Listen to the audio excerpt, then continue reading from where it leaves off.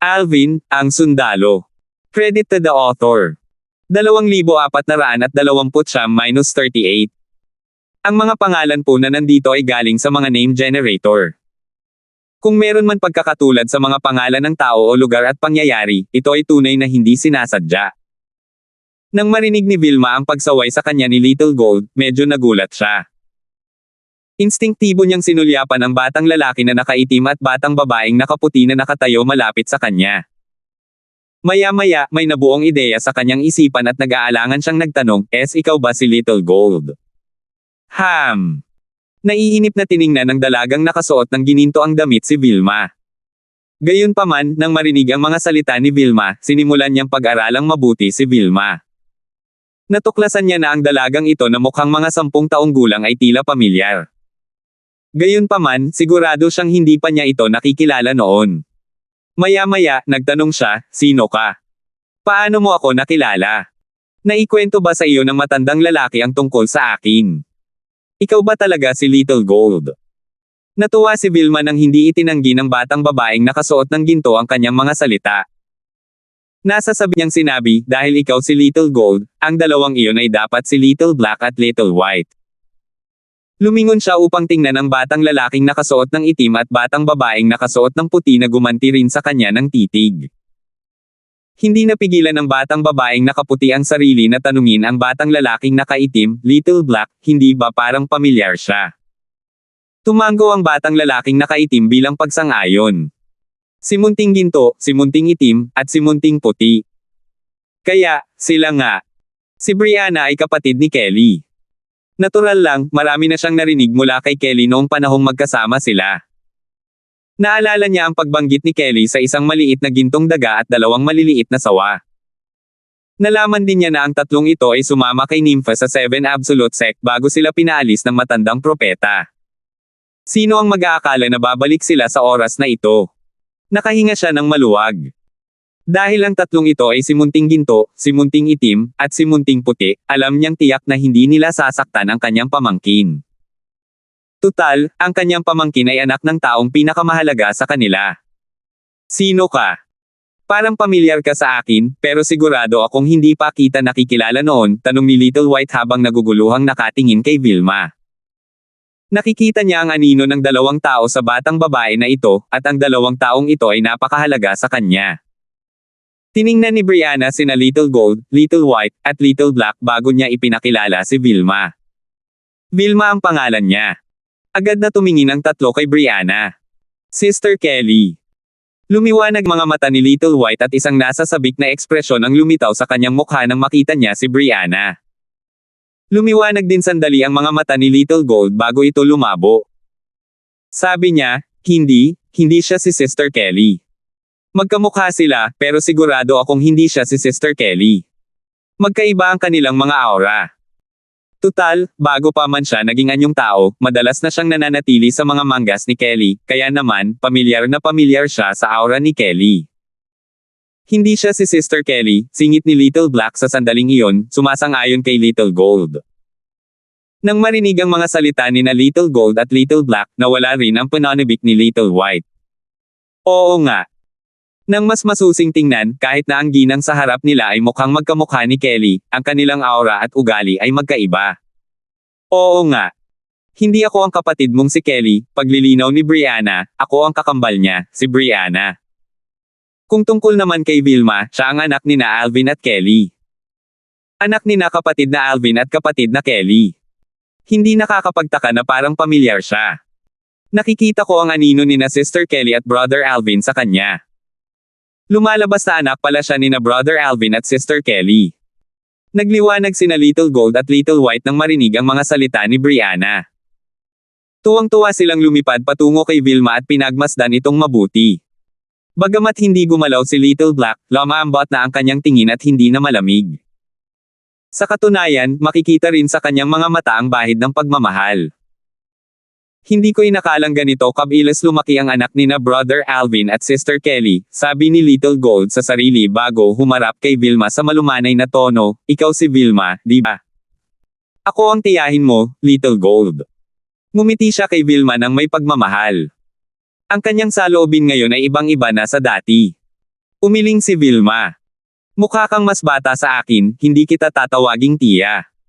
Oo nga't mukhang mas bata si Little Gold kaysa kay Vilma. Natural lang na mahirap para sa isang 10 taong gulang na batang babae na tawagin ang isang batang babae na mukhang 8 o 9 na taong gulang bilang tiya. Ikaw. Nang marinig ni Little Gold ang mga salita ni Vilma, bahagyang nadismaya siya ngunit hindi niya maramdaman ang galit sa kanyang puso. Kaya, sinubukan niyang kumbansihin si Vilma sa mahinahong boses, maging mabuti ka, Vilma. Noong nakilala ko ang mga magulang mo, hindi ka pa nga ipinapanganak. Kaya, dapat mo akong tawaging tiyahin. Gustong-gusto niyang marinig na tawagin siya ni Vilma bilang tiyahin. Sa kasamaang palad, ayaw ni Vilma. Sumiklab ang galit sa puso ni Little Gold, ngunit natural lang na hindi niya matiis na ilabas ang kanyang galit kay Vilma. Tutal, anak siya ng 2 taong pinapahalagahan niya. Dahil dito, minahal din niya si Vilma. Umiling si Little White at tumawa. Hindi ayos lang, Little Gold. Kung ayaw kang tawagin ni Vilma na tiyahin, ayos lang. Bakit mo naman masyadong pinapahalagahan ang isang titulo? Sa kanyang paningin, si Vilma ay isang bata lamang na nangangailangan ng kanilang pangangalaga. Hindi nila kailangang seryosohin siya ng ganito. Sige, sige. Agad na sumuko si Little Gold. Tutal, paano niya matitiis na magalit kay Vilma? Sa sandaling ito, lumapit si Little Black. Mapagmahal ang kanyang tingin, at isang bihirang makitang mainit na ngiti ang makikita sa kanyang mukha nang tumingin siya kay Vilma. Sabi niya, Vilma, ako si Little Black. Maayos ba sina Brother Alvin at Sister Kelly? Tiningnan ni Vilma ang black hole sa kawalan habang sinasabi niya, nakapasok na sina Daddy at Mommy sa Sword Saint Secret Zone. Sandali siyang tumigil bago niya idinagdag, pumasok na rin si Tio Lizardo.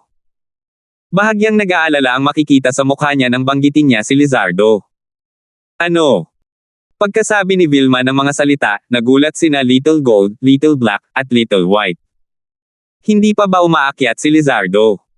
At nakapasok na siya sa Sword Saint Secret Zone. 3 sa kanila ang nag-akala na pagkatapos makapasok sa Legacy Blood Pond, si Lizardo ay umakyat sa isang Devata realm. Sino ang mag-aakala na hindi iyon ang nangyari? Bukod pa rito, pumunta pa nga siya rito. Hindi sila nagulat na nakarating si Lizardo rito. Tutal, nang hindi mahanap ng 3 sa kanila si Nympha sa bundok na natatakpan ng nyebe na dating pansamantalang ari-arian ng 7 Absolute Sect, naramdaman nila ang enerhiya rito noong umalis sila. Kung hindi dahil sa Legacy Blood Pool, hindi nila matutukoy ang aura na ito. Dahil ang enerhiya ay katulad ng Legacy Blood Pool, nagpasya silang sundan ang enerhiya rito. Sino ang mag-aakala na makikilala nila ang matandang propeta pagdating nila? Vilma. Sinabi mo bang nandito si Lizardo at pumasok siya sa secret zone? Seryosong tanong ni Little White. Oo. Tumanggaw si Vilma. Matapos makipag-usap kay Little White, sa wakas ay naunawaan ni Vilma ang kalagayan ni Lizardo. Nang maglaon, naging ganoon siya dahil nakakuha siya ng mana mula sa Devil Clans. Minsan ay normal lang siya, at minsan naman ay hindi niya makikilala ang sinuman. Talaga bang itinutok ni Lizardo ang espada niya sa iyo? Agad na dumilim ang ekspresyon nilang 3 nang malaman nilang inatake ni Lizardo si Vilma.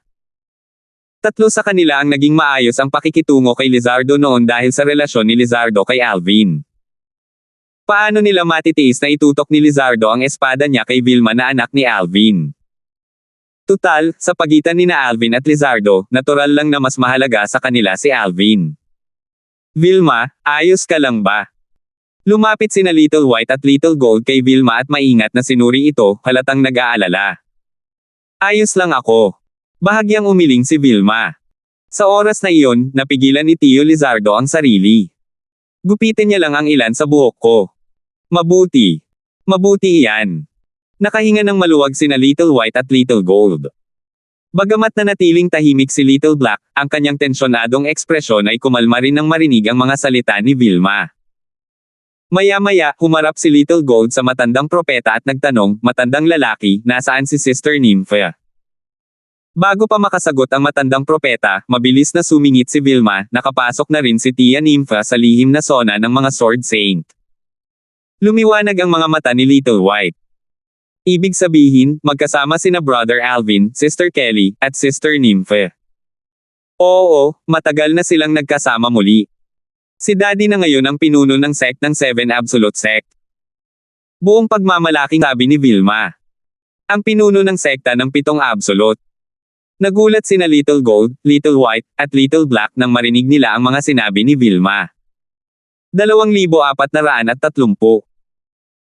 Dahil matagal na panahon na mula nang inutusan ng matandang propeta si Heimdall na ipadala sina Munting Itim, Munting Puti, at Munting Ginto sa ibabang lalawigan ng lupain ng mga banal na Dao Marshal, natural lamang na walang alam ang tatlo sa kanila tungkol sa maraming nangyari sa itaas na lalawigan ng lupain ng mga banal na Dao Marshal. Sa pamamagitan lamang ng mga salita ni Brianna at Vilma ay nagawa nilang pagsamasamahin ang ilan sa mga nangyari. Si Brother Alvin ang kasalukuyang kahalili ng Fog Rain progeny ng Seven Absolute Sect. Ang tanging alam lang nina Little Black, Little White, at Little Gold ay ang kahalili ng Fog Rain progeny na lumitaw na bago nito. Gayunpaman, hindi nila alam ang pagkakakilanlan niya. Pinag-usapan pa nila kung anong klaseng tao ang kahalili ng Fog Rain progeny. Hindi nila inaasahan na si Alvin pala ang magiging kahalili ng Fog Rain progeny. Napakaganda. Napakalaking pagkakataon. Nagkatinginan sina Little Gold at Little White sa gulat. Alam nilang ang kahalili ng Fog Rain progeny ang magiging sect leader ng Seven Absolute Sect. Dahil hindi nila alam kung anong klaseng tao siya, noong una, medyo nakaramdam sila ng pagkadismaya dahil pakiramdam nila ay hindi siya kwalipikadong maging pinuno ni Nympha. Gayunpaman, lahat ng kanilang pag-aalinlangan ay nawala nang malaman nilang si Alvin ang kahalili ng Fog Rain progeny. Di nagtagal, 3 sa kanila ang nalaman din ang tungkol sa pagkamatay ni Gory at Heimdall, ang mga kahalili ng 3 at 4 na Absolute, ayon sa pagkakabanggit. Patay na si Gory. Namatay din ba sina Heimdall at ang Panginoon ni Sister Nymphe? Natahimik sila sandali. Wala na rin ang hinanakit na nararamdaman nila kay Heimdall. Kung tutuusin, kailangan nilang igalang ang namatay. Tila nagliliyab sa galit ang kanilang mga mata habang sabay-sabay nilang sinasabi, ang kanang mga dragon. Bagamat hindi sila formal na miyembro ng Seven Absolute Sect, dahil kay Nympha, itinuring din nila ang kanilang mga sarili bilang mga miyembro ng sekta. Dahil napatay na ang ibang miyembro ng sekta, paano sila hindi magagalit? Gayunpaman, 3 sa kanila ay hindi kumilos ng padalos-dalos. Tutal, ang angka ng dragon ay isang puwersang dapat isaalang-alang. Ang angka ng dragon ay mayroon pang ang Supreme Elder na isang 7 Tribulation Bodiless Celestial. Nagsalita si Heath sa sandaling ito na may malungkot na ekspresyon sa kanyang mukha, ang pinakamalakas na tao sa angkan ng dragon ay ang pinuno ng panloob na angkan, ang tunay na patriarka ng angkan ng dragon. May chismis na ang patriarka ay kahit papaano ay isang 8 Tribulation Bodiless Celestial. Posible pa nga na isa siyang 9 Tribulation Bodiless Celestial. Maya-maya, nagtanong si Little Gold, matandang geezer, maaari ba rin ba tayong pumasok sa Sword Saint Secret Zone? Ayon sa mga talaan ng Seven Absolute Sect, magiging mahirap para sa mga may cultivation base na mas mababa sa 7th form ng Saint Celestial Stage na mabuhay kapag nakapasok na sila sa Sword Saint Secret Zone, sabi ng matandang propeta. May bahid ng pag-aalinlangan ang maririnig sa kanyang boses habang idinagdag niya, kayong 3. Bagamat nararamdaman ng matandang propeta na ang Little Gold, Little Black, at Little White ay naiiba sa nakaraan, batay sa mga sinabi ni Little Gold kanina, tila wala silang anumang hindi inaasahang pagkikita sa Lower Province. Kaya naman, hindi niya inakalang ang kanilang cultivation base ay nakarating na sa 7th form ng Saint Celestial Stage. Ika-7 anyo ng Saint Celestial Stage. Tumawa si Little Gold nang marinig ang mga salita ng matandang propeta. Pagkatapos, walang pakialam niyang sinabi, matandang lalaki, kahit na sinabi kong wala tayong nagkataong engkwentro sa Lower Province, hindi ko sinabing wala tayong nagkataong engkwentro. Pumunta tayo sa Land of Exile at nakatagpo tayo ng isang nagkataong engkwentro doon. Pagkatapos magsalita ni Little Gold, humarap siya kina Little Black at Little White at sinenyasan silang lumapit. Little Black, Little White. Tara na. Swoosh! Swoosh! Mabilis na lumabas ang enerhiya mula sa katawan ni Little Gold bago siya sumugod sa itim na butas sa kawalan. Vilma, aalis na ako kasama si Little Black. Maglaro tayo pagbalik natin. Mabilis na sabi ni Little White bago sila pumasok ni Little Black sa black hole sa kawalan. Sa isang kisap mata lang, nawala silang 3. Natigilan ng matandang propeta, si Heath, at si Brianna nang maramdaman nila ang mga enerhiya mula kina munting ginto, munting itim, at munting puti. Nauutol na sabi ni Heath, titila mas malakas pa ang enerhiya nila kaysa sa mga eminent celestial, di ba? Parang nagkataon lang na nagkataon ang kanilang engkwentro.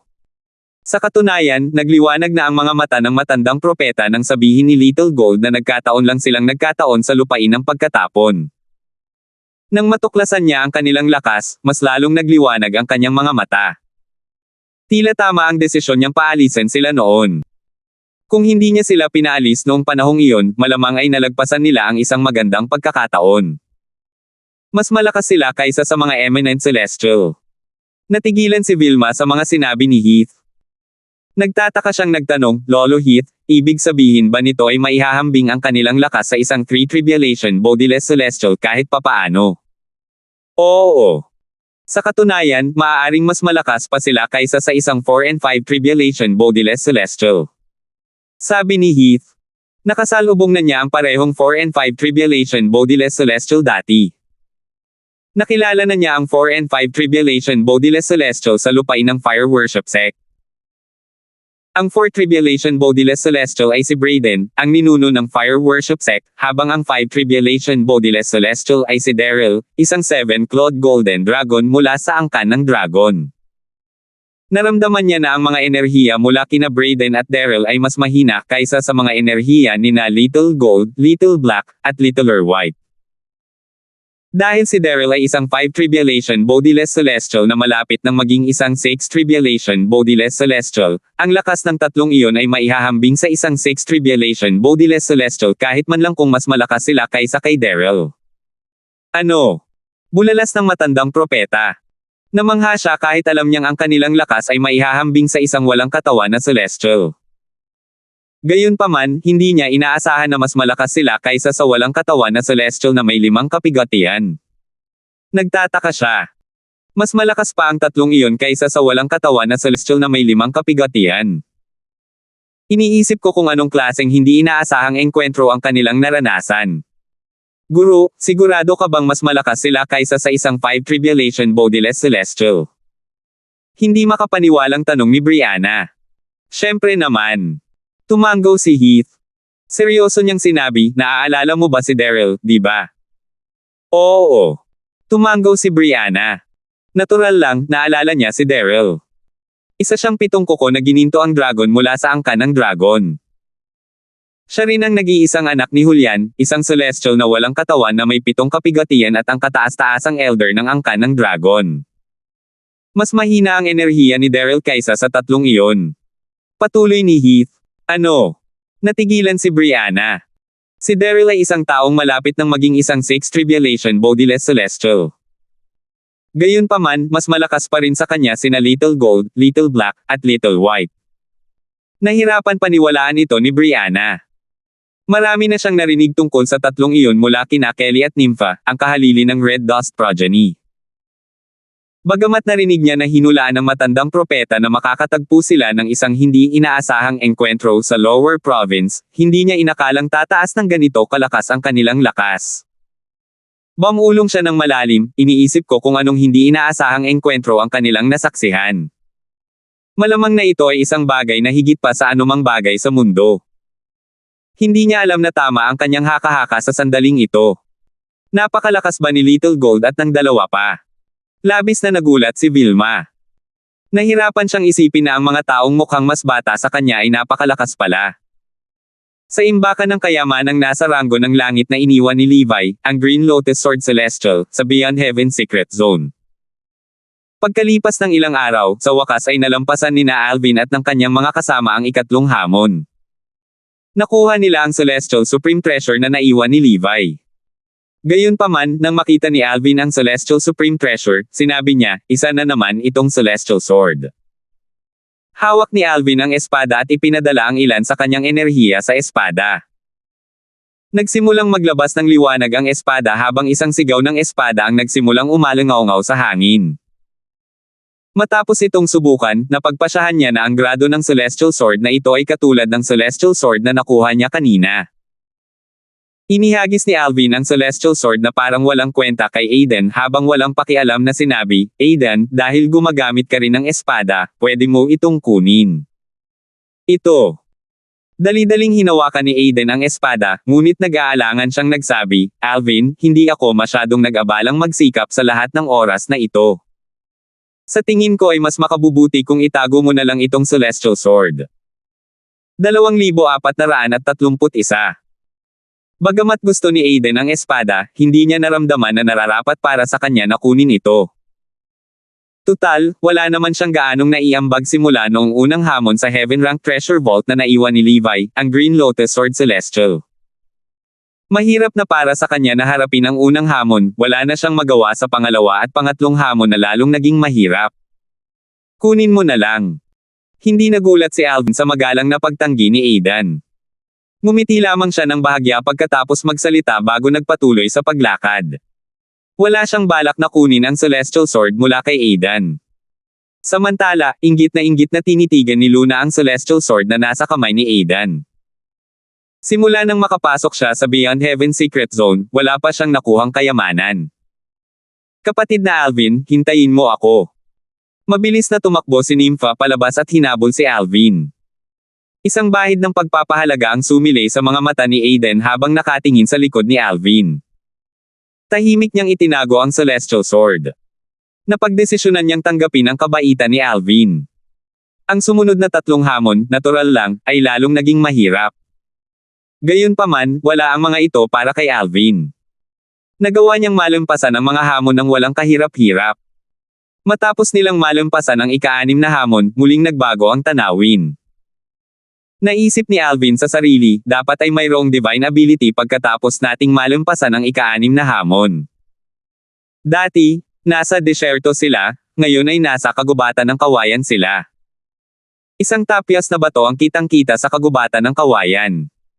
Ang ibabaw ng tapyas na bato ay mukhang makinis at hindi naman kakaiba. Gayunpaman, agad itong nakakuha ng atensyon ng lahat. Paanong hindi nito maakit ang kanilang atensyon sa kabila ng ordinaryong anyo nito gayong ito lang naman ang tanging bagay sa kagubatan ng kawayan na ito. Bigla, muling umalangaw-ngaw sa hangin ang boses ni Levi, ang Green Lotus Sword Celestial, na kasing linaw ng mga kampana. Binabatikit sa pagpasa sa ika-6 na hamon. Ang Stone Tablet ay naglalaman ng isang divine ability na aksidente kung natagpuan sa Devata Realm.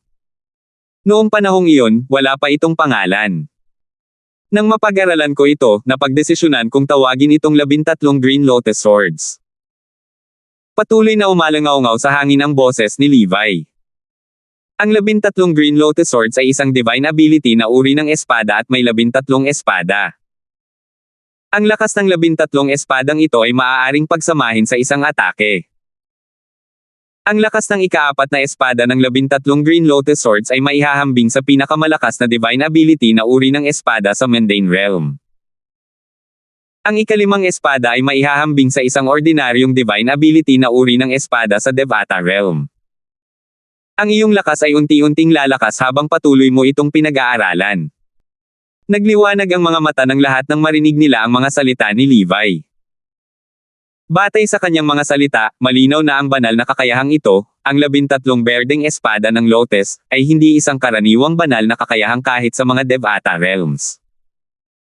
Huminga silang lahat ng malalim nang muling tiningnan ang tapyas na bato sa kagubatan ng kawayan. Naisip ni Alvin sa sarili, iniisip ko kung ang tapyas na batong ito na naglalaman ng banal na kakayahan, ang 13 berdeng espada ng Lotus, ay mauunawaan ng higit sa isang tao. Sa sandaling ito, umalangaw-ngaw ang boses ni Levi sa tamang oras. Ang tapyas na batong ito na may banal na kakayahan, ang 13 berdeng espada ng Lotus, ay maaaring maunawaan ng higit sa isang tao. Hanggang ilalagay mo ang iyong kamay sa tapyas na bato, masisimulan mo itong maunawaan. Gayunpaman, 3 araw at 3 gabi matapos mailagay ng unang tao ang kanyang kamay sa tapyas na bato, mawawala ito. Bago ito mawala, umaasa ako na maaalala mo ang nilalaman ng 13 berdeng espada ng Lotus. Panghuli, umaasa ako na makikilala ko ang sinumang lubos na makakapag-master ng 13 berdeng espada ng Lotus. Bagamat hindi ka maaaring ituring na aking disipulo, maaari pa rin tayong mag-inuman ng magkasama. Base sa mga sinabi ni Levi, tila mahilig siyang uminom ng mga inuming may alkohol. Gayunpaman, ang apat na tao sa kagubatan ng kawayan ay hindi masyadong nag-aalala tungkol doon sa sandaling iyon. Mas nakatutok sila sa bahagi kung saan sinabi ni Levi na ang banal na kakayahan ay maaaring maunawaan ng higit sa isang tao. Gama ng kanilang loob dahil nangangahulugan ito na hindi na nila kailangang mag-alala na may iwan sila. Tara na. Bahagyang ngumiti si Alvin nang makita niya sina Nympha, Aiden, at Luna na nakatingin sa kanya ng may pag-asa. Pagkatapos, inakay niya sila papunta sa tapyas na bato na naglalaman ng banal na kakayahan, ang 13 berdeng espada ng Lotes. Si Alvin ang unang naglagay ng kamay sa batong tableta. Pagkatapos, mabilis na sumunod ang tatlo pa at inilagay ang kanilang mga kamay sa batong tableta. Nakapikit silang lahat sa sandaling iyon. Pagkalagay ni Alvin ng kamay sa tapyas na bato at pagpikit ng mga mata, isang itim na figure ang lumitaw sa kanyang isipan. Base sa anyo nito, dapat ay isang lalaki ito. Hindi niya maiwasang maisip, si Levi kaya iyon. Gayunpaman, wala siyang oras para pag-isipan ang kaisipang iyon dahil nagsimulang gumalaw ang itim na figure. Swoosh! Isang espada ang lumitaw sa kamay ng itim na figure. Mahusay niya itong ginamit at gumalaw ng may kislap na nag-iwan ng mga imaheng parang nasa likuran niya. Pagkatapos, hiniwa ng itim na figure ang espada sa kalangitan, tila kayang hiwain ang lahat. Ang unang espada ng berdeng Lotes. Biglang lumitaw sa isipan ni Alvin. Alam niya noon na ito na ang unang espada ng 13 espada ng berdeng Lotes. Swoosh! Swoosh! Swoosh! Nasa malalim pa ring pag-iisip si Alvin nang humiwalay sa dalawa ang itim na figure. Iba ang posture ng pangalawang itim na figure sa paggamit ng espada kumpara sa unang itim na figure habang nanatili pa rin ang posture ng unang itim na figure. Ang pangalawang berdeng espada. Isa pang naisip ang lumitaw sa isipan ni Alvin. Kasunod nito, ang ikatlong espada ng berdeng Lotes. Ang pang-apat na berdeng espada ng Lotes. Ang ikalimang berdeng espada ng Lotes. Pagkatapos ng maikling panahon. Ang ika-12 berdeng espada ng Lotes. Ang ika-13 berdeng espada ng Lotes. Hindi man lang nakapag-react si Alvin nang may sigawan na ng 13 itim na figure ang lahat ng galaw ng 13 espada ng 13 berdeng Lotes na mga espada. Sandali lang ang itinagal ng mga itim na figure para may sigawa ang una hanggang sa ika-13 espada ng 13 berdeng Lotes na mga sword. Halos hindi makasabay si Alvin sa unang 3 espada. Hindi na niya ito nahabol pagkatapos ng pang-apat na espada. Napakabilis. Ang bilis ng mga figurang may hawak na espada ay napakabilis. Labis na nagulat si Alvin. Hindi niya inaasahan na kahit na matapos niyang maunawaan ang Sovereign Heart Sword ng Supreme Sword Dao Mental Cultivation Method, hindi pa rin niya kayang sabayan ang bilis ng ika-4 na espada ng 13 Green Lotus Swords. Kung pagsasamahin at gagamitin ang mga galaw ng 13 espada, hindi ko maisip ang lakas nito. Tutal, sinabi ng Green Lotus Sword Celestial na ang lakas lamang ng ika-5 espada ng 13 Green Lotus Sword ay maihahambing sa lakas ng mga ordinaryong divine abilities sa Devata Realms. Naiisip ko kung gaano ito kalakas kung mauunawaan ko ang lahat ng 13 espada. Ang lakas nito ay malamang maihahambing sa mga matataas na ranggong divine abilities sa Devata Realms noong panahong iyon. Lumiwanag ang mga mata ni Alvin nang maisip niya ito. Ang 13 Green Lotus Swords ay tunay ngang isang walang kapantay na kayamanan. Natuwa siya habang patuloy na iniisip ang sarili, kahit na ang ika-5 espada lang ng 13 Green Lotus Sword ang aking napagtagumpayan, ang aking lakas ay tataas ng ilang antas. Natural lang, alam ni Alvin na magiging mahirap matutunan ang unang 5 espada ng 13 Green Lotus Swords, lalo na ang natitirang 8 espada. Gayunpaman, hindi siya pinanghinaan ng loob. Ang dapat kong gawin ngayon ay unawain ang mga pangunahing kaalaman ng 13 Green Lotus Swords. Higit sa lahat, kailangan kong kabisaduhin ang lahat ng 13 espada ng 13 Green Lotus Swords kahit na hindi ko pa ito maintindihan. Tutal, kung hindi man lang matindaan ni Alvin ang mga galaw ng 13 espada mula sa 13 berdeng lotes na mga espada, paano niya ito mauunawaan at matututunan? Bagamat naiintindihan ko na ang Sovereign Heart Sword, ang mga galaw lang ng unang 3 espada ng 13 Green Lotus Swords ang nahuli ko. Natatakot ako na baka hindi na mahuli ng iba pang 3 tao ang mga galaw ng unang espada kapag nakita nila ito sa unang pagkakataon. Sa sandaling ito, natuklasan ni Alvin na ipapakita ng itim na figure ang 13 berdeng lotus na sword sa pangalawang pagkakataon, at mabilis niyang itinoon ang kanyang atensyon sa itim na figure. Tama si Alvin sa kanyang haka-haka. Sa katunayan, hindi man lang mahuli ni Nympha, Aiden, at Luna ang galaw ng unang espada nang ipakita ng itim na figure ang 13 berdeng espada ng lotus. Bago pa man sila makabawi ng kanilang katinoan, natapos na ang unang demonstrasyon. Ang pagpapakita ng banal na kakayahan, ang 13 berdeng espada ng lotus, ay tumagal ng 3 araw at 3 gabi. Paulit-ulit na ipinakita sa kanila ng itim na figure ang 13 berdeng espada ng lotus. 2,432. Nang ipakita ng itim na figure ang banal na kakayahan, ang 13 berdeng espada ng lotus, sa ika-31 pagkakataon, sa wakas ay nakuhanan ni Aiden ang mga galaw ng unang berdeng espada ng lotus. Napakaganda, sa wakas ay nakikita ko na ng malinaw. Nawawalan na ng pag-asa si Aiden kanina lang. Gayunpaman, natuwa siya nang matuklasan niyang sa wakas ay masusubaybayan na niya ang mga galaw ng unang espada ng 13 berdeng lotus na mga espada. Ang kanyang mga mata na naging mapurol ay agad na nagliwanag. Alam ni Aiden na kung gusto niyang kabisaduhin ang banal na kakayahan, ang 13 berdeng espada ng lotus, kailangan niyang masubaybayan ang mga galaw ng lahat ng 13 espada. Naisip niya sa sarili, hindi ko inaasahang maaalala ko ang lahat ng 13 espada ng 13 berdeng espada ng lotus sa loob ng 3 araw at 3 gabi, umaasa lang ako na masasalo ko ang unang 6 o 7 espada. Hindi masyadong ambisyoso si Aiden, at makatotohanan siya. Masisiyahan na siya kung maisaulo at mauunawaan niya ang ika-6 na espada ng 13 berdeng espada ng lotus. Tutal, ang ika-5 berdeng espada ng lotus ay maihahambing na sa isang ordinaryong banal na kakayahan sa Devata Realms.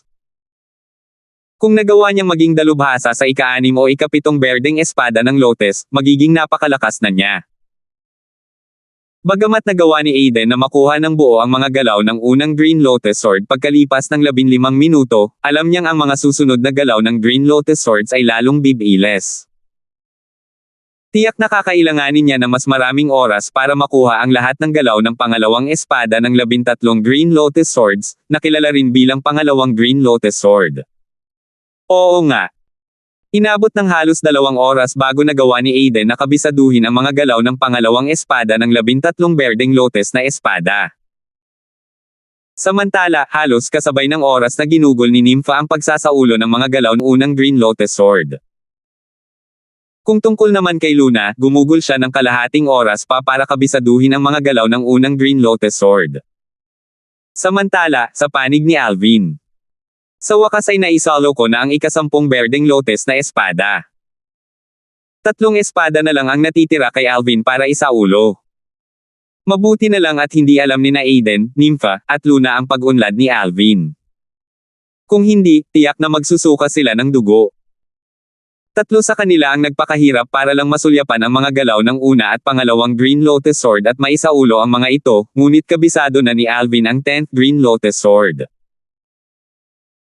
Nangangahulugan din ito na kailangan na lamang kabisaduhin ni Alvin ang mga galaw ng 3 pang espada bago niya tuluyang maisaulo ang banal na kakayahan, ang 13 berdeng espada ng lotus. Sa oras na iyon, masisimulan na niyang maunawaan at mamaster ang banal na kakayahang ito. Batay sa kanyang pag-unlad, tiyak na matatapos na niyang lubos na maisaulo ang 13 berdeng espada ng lotus bago maubos ang oras. Alam na alam ni Alvin kung bakit niya naisalo ang 13 Green Lotus Swords. Lahat ng ito ay salamat sa Sword Dao Mental Cultivation Method, ang Sovereign Heart Sword, na iniwan ni Senior Bert Ing. Kung hindi, imposibleng maisaulo ko ng ganito kabilis ang unang 10 espada ng 13 Green Lotus Swords.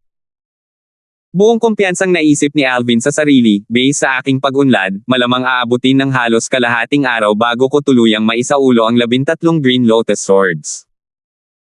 Sayang, hindi naman laging nangyayari ang mga bagay-bagay ayon sa plano sa buhay. Kalahating araw na ang lumipas at halos hindi pa rin kabisado ni Alvin ang 12th Green Lotus Sword. Parang nasobrahan ako sa pag-estimate. Ang bilis ng galaw ng huling espada ng 13 Green Lotus Swords.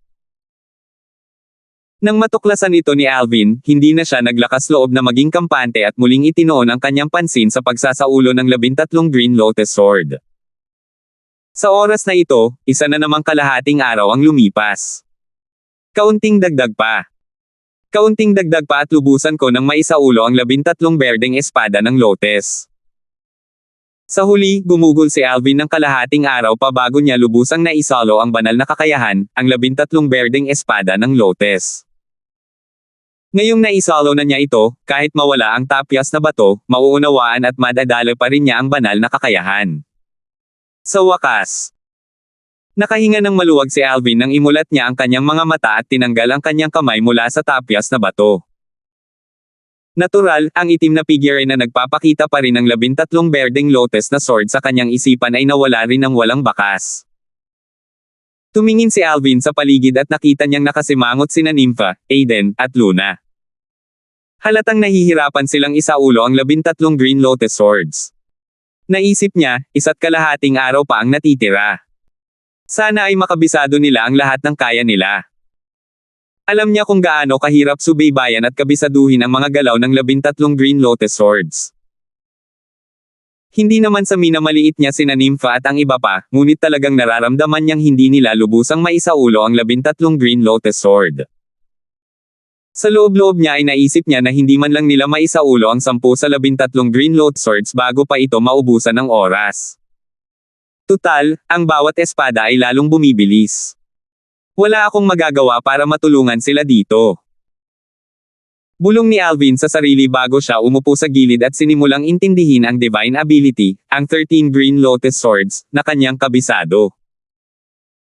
Lumipas ang isang araw at kalahati sa isang kisap mata, at ang tapyas na bato sa ilalim ng mga kamay ni Nympha, Aiden, at Luna ay naglaho sa ere kasabay ng isang mahinang tunog. Sa oras na ito, muling nagbago ang tanawin, at natagpuan nila ang kanilang sarili sa isang marangyang bulwagan. Sa oras na ito, si Alvin na kanina pa nakakaintindi ng 13 Green Lotus Swords ay nagulat nang mapansin. Isa't kalahating araw na ba ang lumipas? Nagawa kong matutunan ang unang espada ng 13 Green Lotus Sword sa panahong ito. Bukod pa rito, nasa kalagitnaan na ako ng pag-aaral ng pangalawang espada ng 13 Green Lotus Swords. Sigurado akong magagawa kong ganap na matutunan ang pangalawang Green Lotus Sword kung bibigyan pa ako ng 2 araw. Tuwang-tuwa siya nang maisip niya ito. Maya-maya, lumingon si Alvin upang tingnan sina Nympha, Aiden, at Luna na tila ngayon lang nakabawi ng kanilang katinoan. Nagtanong siya, kumusta ang pakiramdam ng lahat? Ano ang masasabi ninyo tungkol sa divine ability, sa 13 Green Lotus Swords? Ilang espada ang naalala ninyo? Kapatid na Alvin, 4 na espada lang mula sa 13 berdeng Lotus na swords ang naalala ko. Mapait na ngumiti si Nympha. Mukhang hindi ako angkop para sa sword daw at wala akong kapalaran sa 13 berdeng Lotus na swords. Bagamat makapangyarihan ang unang 4 na espada ng 13 Green Lotus Swords, maihahambing lamang ang mga ito sa mga nangungunang divine abilities sa mga mundane realms. Katulad ng mga banal na kakayahan sa mga makamundong kaharian, kahit na lubusang kabisado ni Alvin ang 13 berdeng Lotus na mga espada, hindi niya ito maaaring ibahagi sa iba. Tumingin si Alvin kina Aiden at Luna at nagtanong, kumusta naman kayong dalawa? Hanggang sa 4 Green Lotus Sword lang ang naisalo ko. Sabi ni Luna habang pilit na ngumiti, pakiramdam niya ay wala siyang magawa. Bagamat na-master na niya ang unang 3 espada ng 13 Green Lotus Swords, mas mahina ito kaysa sa nakakasakit na divine ability mula sa mundane realm na kanyang naunawaan. Dahil dito, hindi niya planong intindihin ang 13 Green Lotus Swords. Nagawa kong isaulo ang unang 6 na espada ng 13 berdeng espada ng Lotus. Tiwala akong magagawa ko sanang isaulo ang ikapitong espada kung mayroon pa akong 2 oras. Bumantong hininga si Aiden kahit na kontento na siya sa resulta. Alam niyang ang ika-6 na berdeng espada ng Lotes ay maihahambing o mas dakila pa kaysa sa mga ordinaryong banal na kakayahan sa Devata Realms. Nang marinig ni Alvin ang mga salita ni Nympha at Luna, wala siyang mataas na inaasahan para kay Aiden. Kaya naman, laking gulat niya nang marinig ang mga salita ni Aiden. Hindi naman masama yan. Pinatunayan nito na si Aiden ay may talento sa sword daw. Ang ika-6 na berdeng espada ng Lotes. Nabigla sina Nympha at Luna nang marinig nila ang mga salita ni Aiden. Hindi nila inaasahan na magiging ganito kalaki ang pagitan nila. Tumingin si Luna kay Aiden at sinabing, "Binabati kita, Aiden. Kung matagumpay mong mauunawaan at matutunan ang unang 5 espada ng 13 Green Lotus Swords, kapag naging isang Eminent Celestial ka na, kasama ang Celestial Sword, magiging kasing lakas ka ng isang 4 Tribulation Bodiless Celestial. Kung pagsasamahin sa iba't ibang teknik mula sa Celestial Master Sect, ang lakas mo ay maihahambing sa isang 5 Tribulation Bodiless Celestial." Ang kanyang mga mata ay puno ng inggit at paghanga nang magsalita siya. Swerte lang talaga. Swerte lang talaga ako, mapagkumbabang sagot ni Aiden. Sa sandaling ito, tinanong ni Nympha si Alvin, "Kapatid na Alvin, ilan sa 13 Green Lotus Swords ang naisolo mo na?" Agad na ibinaling ni Aiden at Luna ang kanilang atensyon kay Alvin habang ang kanilang mga mata ay nagniningning sa kuryosidad. Gaano karami sa banal na kakayahan, ang 13 berdeng espada ng Lotes, ang naisolo ni Alvin?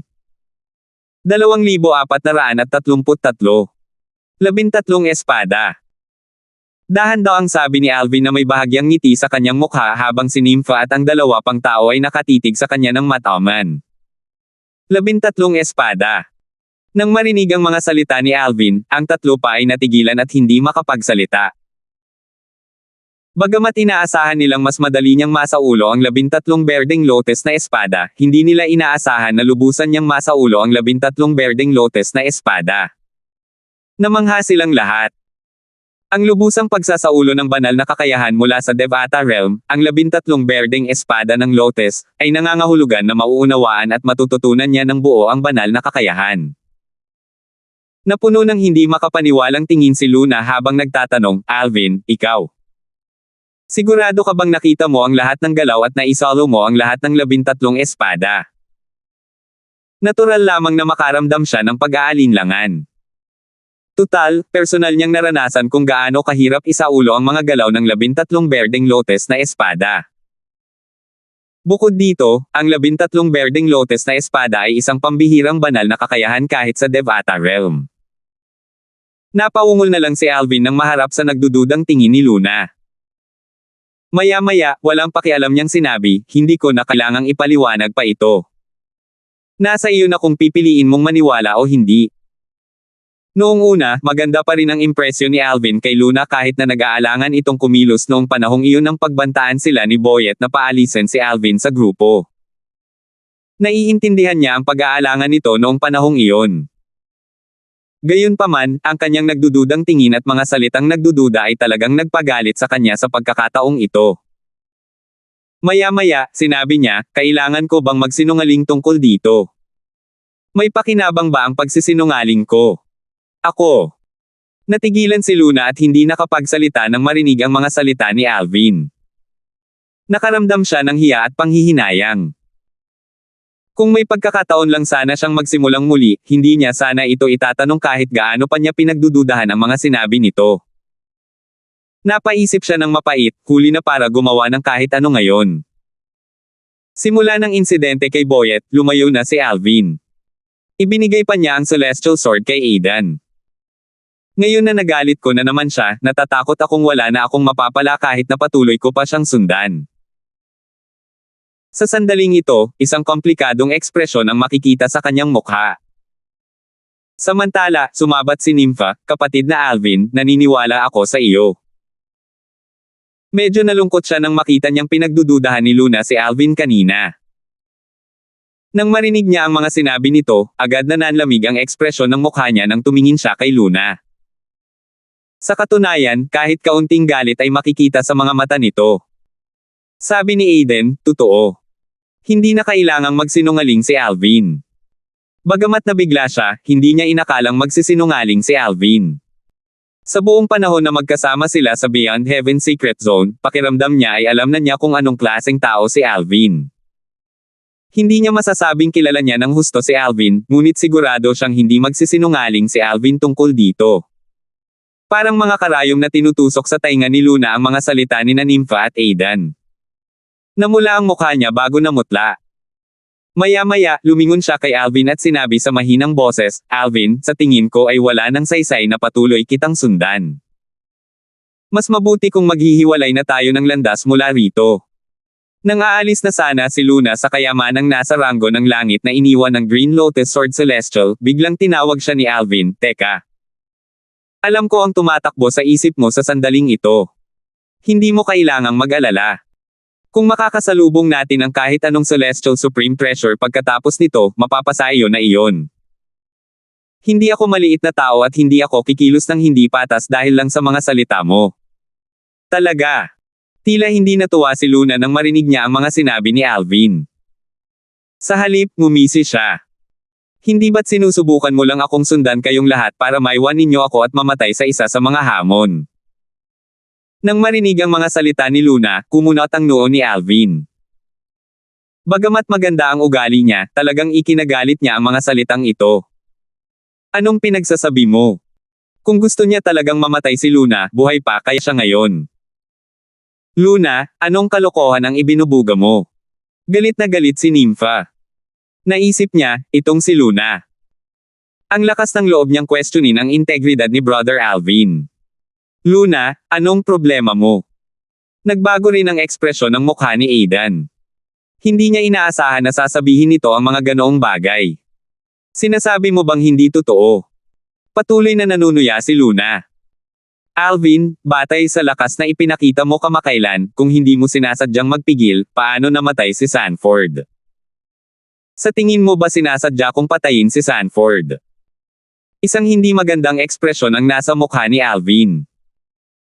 Napatay si Sanford sa isa sa mga imbakan ng kayamanan na may ranggong tao dahil hindi inaasahan ni Alvin na magiging ganito kahirap ang mga hamon. Dahil dito, wala siyang oras para gamitin ang elementary devouring tactic para iligtas si Sanford. Hindi niya inaasahan na aakusahan siya ni Luna ng sadyang pagpigil sa kanyang kapangyarihan at pagpapabiye kay Sanford na mamatay. Hindi ba? Dahil nakapagdesisyon na si Luna na umalis, tila wala na siyang saysay na pigilin pa ang sarili. Mas lalong lumawak ang kanyang ngisi nang sabihin niya, "Gamit ang lakas mo, madali mo sanang nalampasan ang mga hamon. Kung hindi ka nagpigil, mamamatay na ba si Sanford? Kaya iginigiit mo na sinasadya ko siyang hayaang mamatay." Nagalit si Alvin kaya natawa siya. "Ano ang dahilan ko para saktan siya? Hindi ba't dahil noong hiniling sa amin ni Boyet na palayasin ka sa grupo, sandali kaming nag-atubili Sanford?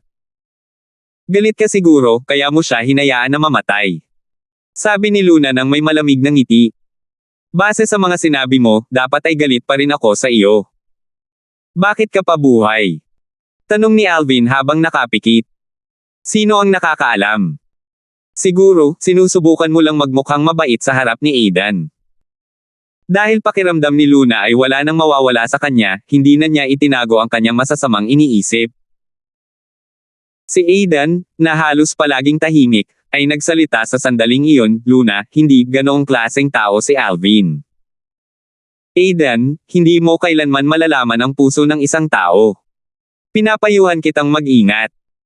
Matapos sabihin ito kay Aidan, tumalikod si Luna at umalis. Dahil walang hadlang kapag umaalis ang isang tao sa Heaven Rank Treasure Vault, maayos niyang nakaalis sa lugar. Pagkaalis ni Luna, nagtanong si Alvin nang may mapang-uyam ng ngiti sa kanyang mukha, "Aidan, sa tingin mo rin ba ay sinasadya kong hayaang mamatay si Sanford?" Siyempre hindi.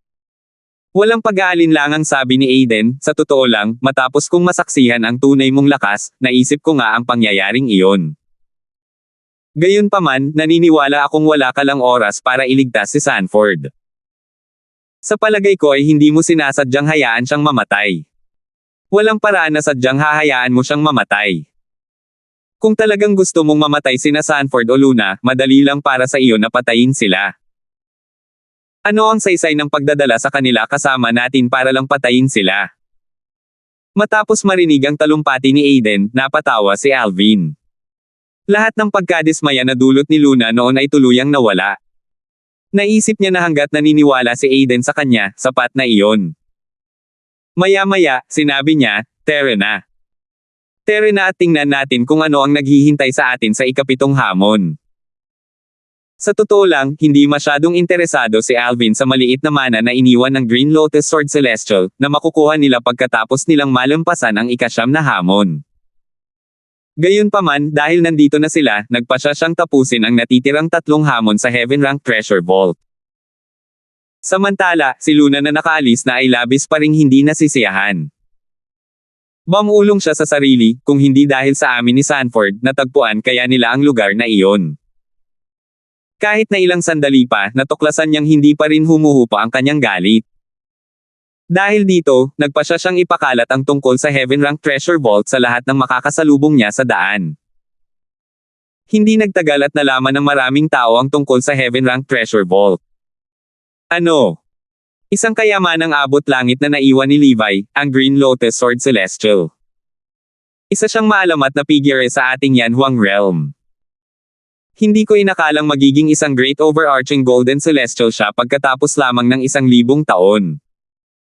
Nabalitaan kong mayroon daw celestial sword at divine ability mula sa Devata Realm. Tingnan natin. Bakit kayo nagmamadali? Tayo ay mga celestial na walang katawan, walang paraan para makapasok tayo sa lugar na ito. Walang pagkakataon para makuha natin ang divine ability mula sa Devata Realm o sa sword daw na nakapaloob sa maliit na mana na naiwan ng Green Lotus Sword Celestial. Ang tanging bagay na mayroon tayong pagkakataong makuha ay ang Celestial Sword. Sa oras na ito, 10 lutong ang nagsimulang mabuo sa labas ng palasyo sa ilalim ng lupa. Karamihan sa mga taong ito ay mga bodiless celestial. Ang mga bodiless celestial na ito ay maaari lamang maghintay sa labas dahil hindi sila maaaring makapasok sa Heaven Rank Treasure Vault.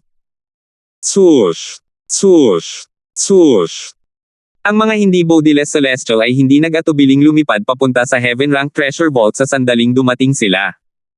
2,434. Matapos malagpasan nina Alvin, Nympha, at Aiden ang ikapitong hamon sa Heaven Rank Treasure Vault na naiwan ni Levi, ang Green Lotus Sword Celestial, narinig nila ang tunog ng hangin na sumisipol sa hangin. Sa isang kisap mata lang, 3 sa kanila ang napapaligiran ng 12-dosenang mga tao. Aiden! Gulat na sigaw ng isa sa mga taong nakapalibot sa kanila. Hindi ko inaasahan na ganito kapala kaswerte na makakatagpo ng isang kayamanang nasa langit na nasa tabi ni Levi, ang Green Lotus Sword Celestial.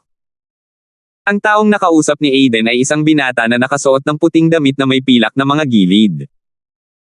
Nang kausapin niya si Aiden, nagsalita ito ng mayabang at mapang mataas na parabang isa siyang emperador na minamaliit ang kanyang mga nasasakupan. Jeffrey! Biglang nagbago ang ekspresyon ng mukha ni Aiden. Halatang hindi niya inaasahan na makikita niya rito ang binata. Ikaw. Bakit ka nandito? Bakit hindi ako makapunta rito? Tumawa ng malakas ang binata na nakaputi na kilala bilang Jeffrey. Ano? Hindi ka ba natutuwa na makita ako?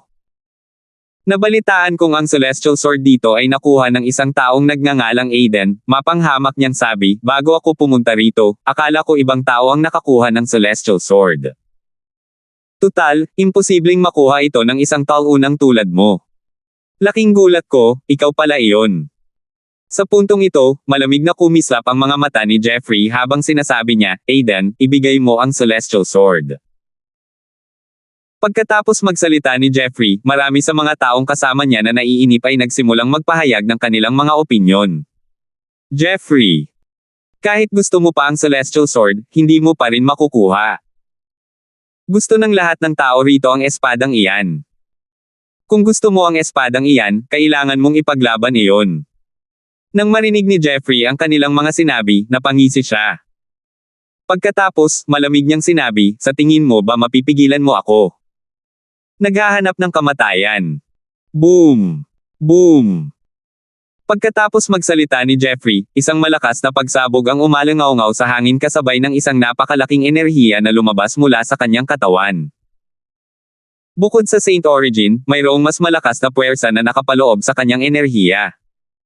Enerhiya ng pinagmulang langit. Isa siyang dakilang celestial. Nabago ang ekspresyon ng karamihan ng maramdaman nila ang enerhiya ni Jeffrey. Gayunpaman, may ilang mga tao na nanatiling hindi natatakot. Paano kung isa kang eminent celestial? Sa tingin mo ba ikaw lang ang eminent celestial dito? Mabilis na inilabas ng dalawang eminent celestials ang kanilang celestial origin energy na hinaluan din ng Saint Origin na nagpapakita ng kanilang lakas. Dalawang eminent celestial.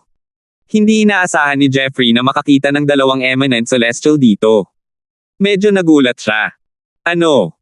Natatakot ka ba? Ngumisi ang dalawang eminent celestial. Natatakot. Tumawa si Jeffrey. Sana hindi kayo mga ordinaryong eminent celestial. Kung hindi, mamamatay kayo sa loob ng dalawang hininga. Tila hindi siya nag-aalala. Sa katunayan, tila lubos siyang may kumpiyansa. Nagpalitan ng gulat na tingin ang dalawang eminent celestial. Pareho silang may parehong iniisip. Malamang na mas malakas si Jeffrey kaysa sa isang tribulation bodiless celestial. Kung hindi, paano siya mananatiling may kumpiyansa? Boom! Boom! Isang nakakapangilabot na pagsabog ang umalangaw-ngaw mula sa kung saan sa sandaling ito. Hawak ni Jeffrey ang kanyang Thunder Sword at ipinadala ang kanyang Celestial Origin Energy na may halong Saint Origin dito. Nagsimulang mabuo ang mga ulap sa itaas niya habang ikinakaway niya ang kanyang espada. Sa gitna ng ulap, ang lila at puting liwanag ay paminsan-minsang kumislap na nagliliwanag sa palasyo sa ilalim ng lupa. Ang liwanag na ito, natural, ay nagmula sa mga kidlat. Mapangwasak na ulog na celestial. Sigaw ni Jeffrey. Malaki ang ipinagbago ng ekspresyon ni Aiden nang makita niya ito. Gulat na sigaw niya, na master na niya ang celestial technique na ito. Celestial technique. Nanlaki ang mga mata ni Alvin nang marinig niya ang mga salita ni Aiden. Narinig na niya si Elder Hal na nagsasalita tungkol sa Celestial Supreme Techniques dati. Ito ay katulad ng mga taktika sa pakikipaglaban sa mga mundong-mundo at maaaring gamitin kasama ng mga banal na kakayahan. Magagawa lamang ng isang tao na maging isang eminent celestial ang isang tao dahil ang Celestial Supreme Techniques ay nangangailangan ng Celestial Origin Energy. Noong panahong iyon, si Elder Hal ay may Celestial Supreme Technique ngunit hindi niya ito maituturo sa kanya dahil malayo pa siya sa pagiging isang eminent celestial. Celestial Technique. Sabay na sigaw ng dalawang eminent celestial. Alam nila na kung ang isang eminent celestial ay nakapag-master ng isang Celestial Supreme Technique, ang kanyang lakas ay magiging mas malakas kaysa sa isang tribulation bodiless celestial. Agad na sumikat ang kanilang survival instinct. Kay kuya, hindi ako nangangahas na kunin ang espadang iyan. Maaari mo na itong kunin. Kapatid, ayaw ko rin ng espadang iyan. Aalis na ako. Ipinahayag ng dalawang eminent celestial ang kanilang paninindigan at naghanda ng lisanin ang lugar na ito sa lalong madaling panahon ng umalangaw-ngaw sa hangin ang boses ni Jeffrey. Huli na ang lahat. Ang Celestial Origin Energy ni Zhang Fei na nahalo sa Saint Origin ay muling lumabas sa kanyang katawan, dahilan para yumanig ang lupa. Pinaikit ni Alvin ang kanyang mga mata habang iniisip niya ang sarili, parang isang assist-type divine ability. Malinaw niyang naramdaman na ang Heaven and Earth Spirit Energy sa palasyo sa ilalim ng lupa ay nasipsip ni Jeffrey. Bagamat hindi ito kasing lakas ng kanyang elementary devouring tactic, mas malakas pa rin ito kaysa sa ordinaryong assist-type divine ability. Sa loob-loob niya, parang ang lakas ni Jeffrey ay maihahambing sa isang tribulation bodiless celestial. Boom! Boom! Habang sinusubukang tumakas ng dalawang eminent celestial, dalawang kidlat na kulay lila ang tumama sa kanila. Ang liwanag mula sa kidlat ay nakasisilaw kaya't nahirapan ang karamihan sa mga tao na makakita. Nang tuluyang maglaho ang liwanag, nawala na ang dalawang eminent celestials. Nang makita ito, agad na nagkagulo ang mga tao. Pakiusap. Iligtas po ninyo ang aming buhay, Ginoo. Pakiusap. Mga hanggal kami dahil hindi namin kinilala ang inyong lakas. Pakiusap, huwag nawa kaming patayin. Paanong hindi sila magmakaawa para sa kanilang buhay? Ang dalawang eminent celestial na mas malakas kaysa sa kanila ay naging wala sa isang kisap mata lang. Paano sila makakalaban? Ang ilan sa kanila ay lumuhad pa habang nagmamakaawa para sa kanilang buhay. Ngumisi si Jeffrey. Malinaw na wala siyang balak na iligtas ang kanilang buhay habang ikinakaway niya ang kanyang kamay. Boom! Boom! Sa isang kisap mata lamang, maraming kidlat ang tumama sa lupa. Parang sapat na ang kapangyarihan nito para wasakin ang buong mundo. Kaya naman nawala rin ang 12-dosenang mga tao sa palasyo sa ilalim ng lupa. Sa sandaling ito, tinanong ni Alvin si Aiden, siya ba ang eminent celestial mula sa Celestial Master Sect na nabanggit mo kanina? Ang mas malakas kaysa sa isang 5 Tribulation Bodiless Celestial. Hindi. Umiling si Aiden. Ang taong nabanggit ko ay si Barley, ang kapatid ni Jeffrey. Bago siya pumasok sa Beyond Heaven Secret Zone, ang lakas ni Jeffrey ay maihahambing lamang sa isang 3 Tribulation Bodiless Celestial Powers. Gayunpaman, palagay ko lamang iyon dahil hindi ko alam na na-master na niya ang Destructive Thunder Celestial ng Celestial Master Sect. Patuloy na sinabi ni Aiden, sa katunayan, si Barley ay nagkaroon ng lakas na maihahambing sa 5 Tribulation Bodiless Celestial dahil sa celestial technique na ito, ang Destructive Celestial Thunder, isang divine ability mula sa isang Devata realm, at Celestial Supreme Treasure.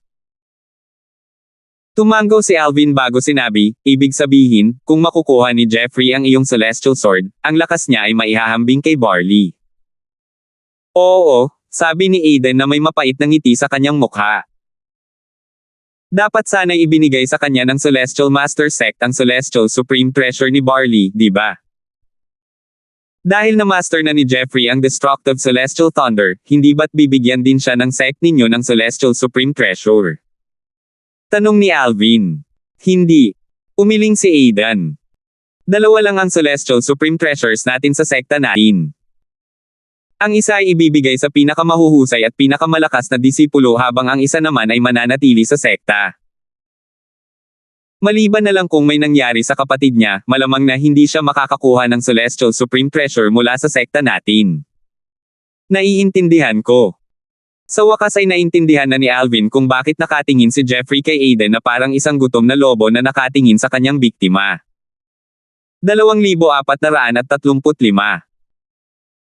Nang marinig ni Alvin ang mga salita ni Aiden, alam niya na kahit na na-master ni Jeffrey ang Destructive Celestial Thunder at magkaroon ng lakas na maihahambing sa isang 4 Tribulation Bodiless Celestial, kung saan nauuna sa kanya ang kanyang kapatid sa lahat ng bagay at ang Celestial Master Sect ay mayroon lamang 2 Celestial Supreme Treasures, hindi siya kailanman makakakuha ng Celestial Supreme Treasures mula sa sekta.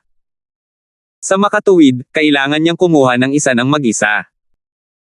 Ngayong nalaman niyang nakakuha na si Aiden ng isa, natural lang na hindi niya hahayaang palampasin ang magandang pagkakataong ito. Malamig na tiningnan ni Jeffrey si Aiden at sinabi sa mapangutyang tono, Aiden, ibigay mo ang Celestial Sword. Kung luluhod ka sa harap ko at magkukubkob ng 3 beses, baka i-consider kung iligtas ang walang kwentang buhay mo. Nagsalita siya na parang siya ang Grim Reaper, madaling nagpapas siya sa buhay o kamatayan ni Aiden. Naging hindi maganda ang ekspresyon ni Aiden at mahigpit niyang naikuyom ang kanyang mga kamay nang marinig ang mga salita ni Jeffrey. Sa sobrang galit niya ay nanginig ang kanyang katawan. Gayunpaman, alam niyang wala na siyang magagawa dahil wala siyang laban kay Jeffrey. Bigla, naramdaman niya ang isang kamay na nakapatong sa kanyang balikat, dahilan para hindi niya mapansing nanlaki ang kanyang mga mata. Sa isang kisap mata lamang, isang figure ang gumalaw sa harap ni Aiden, pinuprotektahan siya. Ganoon ba? Bakit pakiramdam ko mamamatay ka ngayon? Ang figurang iyon ay walang iba kundi si Alvin. Bagamat mahinahon siyang nagsalita, makikita sa kaibuturan ng kanyang mga mata ang kanyang hanggaring pumatay. Si Aiden ay isang taong itinuring niyang kaibigan, at sa kasalukuyan, may nagbabanta sa kanyang kaibigan. Paano siyang hindi magagalit? Patuloy na sinabi ni Alvin, kaibigan ko siya, at walang sino man ang maaaring basta-basta pumatay sa mga kaibigan ko. Inilipat ni Jeffrey ang kanyang atensyon mula kay Aiden patungo kay Alvin nang humakbang si Alvin upang protektahan si Aiden. Nang marinig ang mga salita ni Alvin, galit niyang sinabi, buwisit ka. Hinahanap mo ang kamatayan. Malamig ang mga mata ni Jeffrey at ang kanyang katawan ay naglalabas ng intensyong pumatay kapag nagsasalita siya. Kasabay nito, ang celestial origin energy na may halong saint origin ay nagsimulang lumabas mula sa kanyang katawan. Habang sumusugod siya patungo kay Alvin, sumigaw siya, "Mamatay ka!" Boom! Boom! Isang malakas na kulog ang umalangaw-ngaw sa hangin. Nagsimulang magtagpo muli ang mga ulap habang ang isang lila at puting liwanag ay paminsan-minsang kumikislap sa loob ng mga ulap. Napakabilis ng lahat ng pangyayari kaya hindi na nakapag-react agad sina Aiden at Nympha. Ngumisi si Alvin nang makita niyang ginagamit ni Jeffrey ang celestial technique, ang destructive celestial thunder. Itinaas niya ang kanyang kamay at lumitaw ang celestial sword na nakuha niya.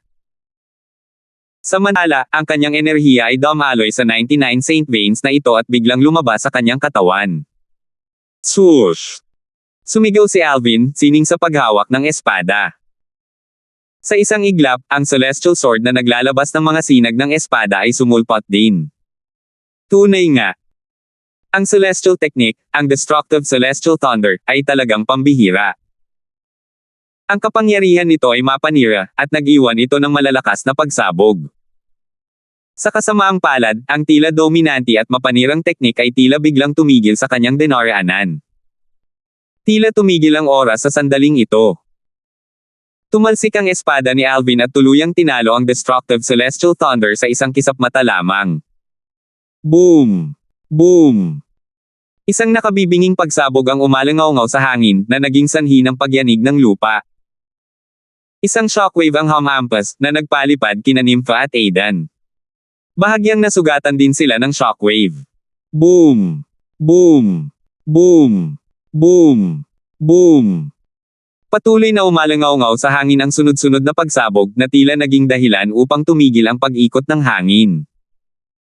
Mabuti na lang at wala sila sa makamundong larangan.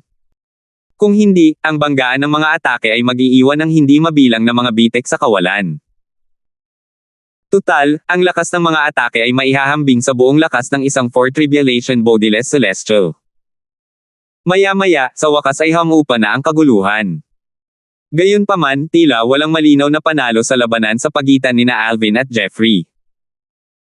Mabilis na umatake si Alvin, kaya naman wala siyang oras para gamitin ang kanyang assist-type divine ability, ang elementary devouring tactic, at ang ikaapat na yugto ng Sovereign Heart Sword, ang Body Sword Fusion.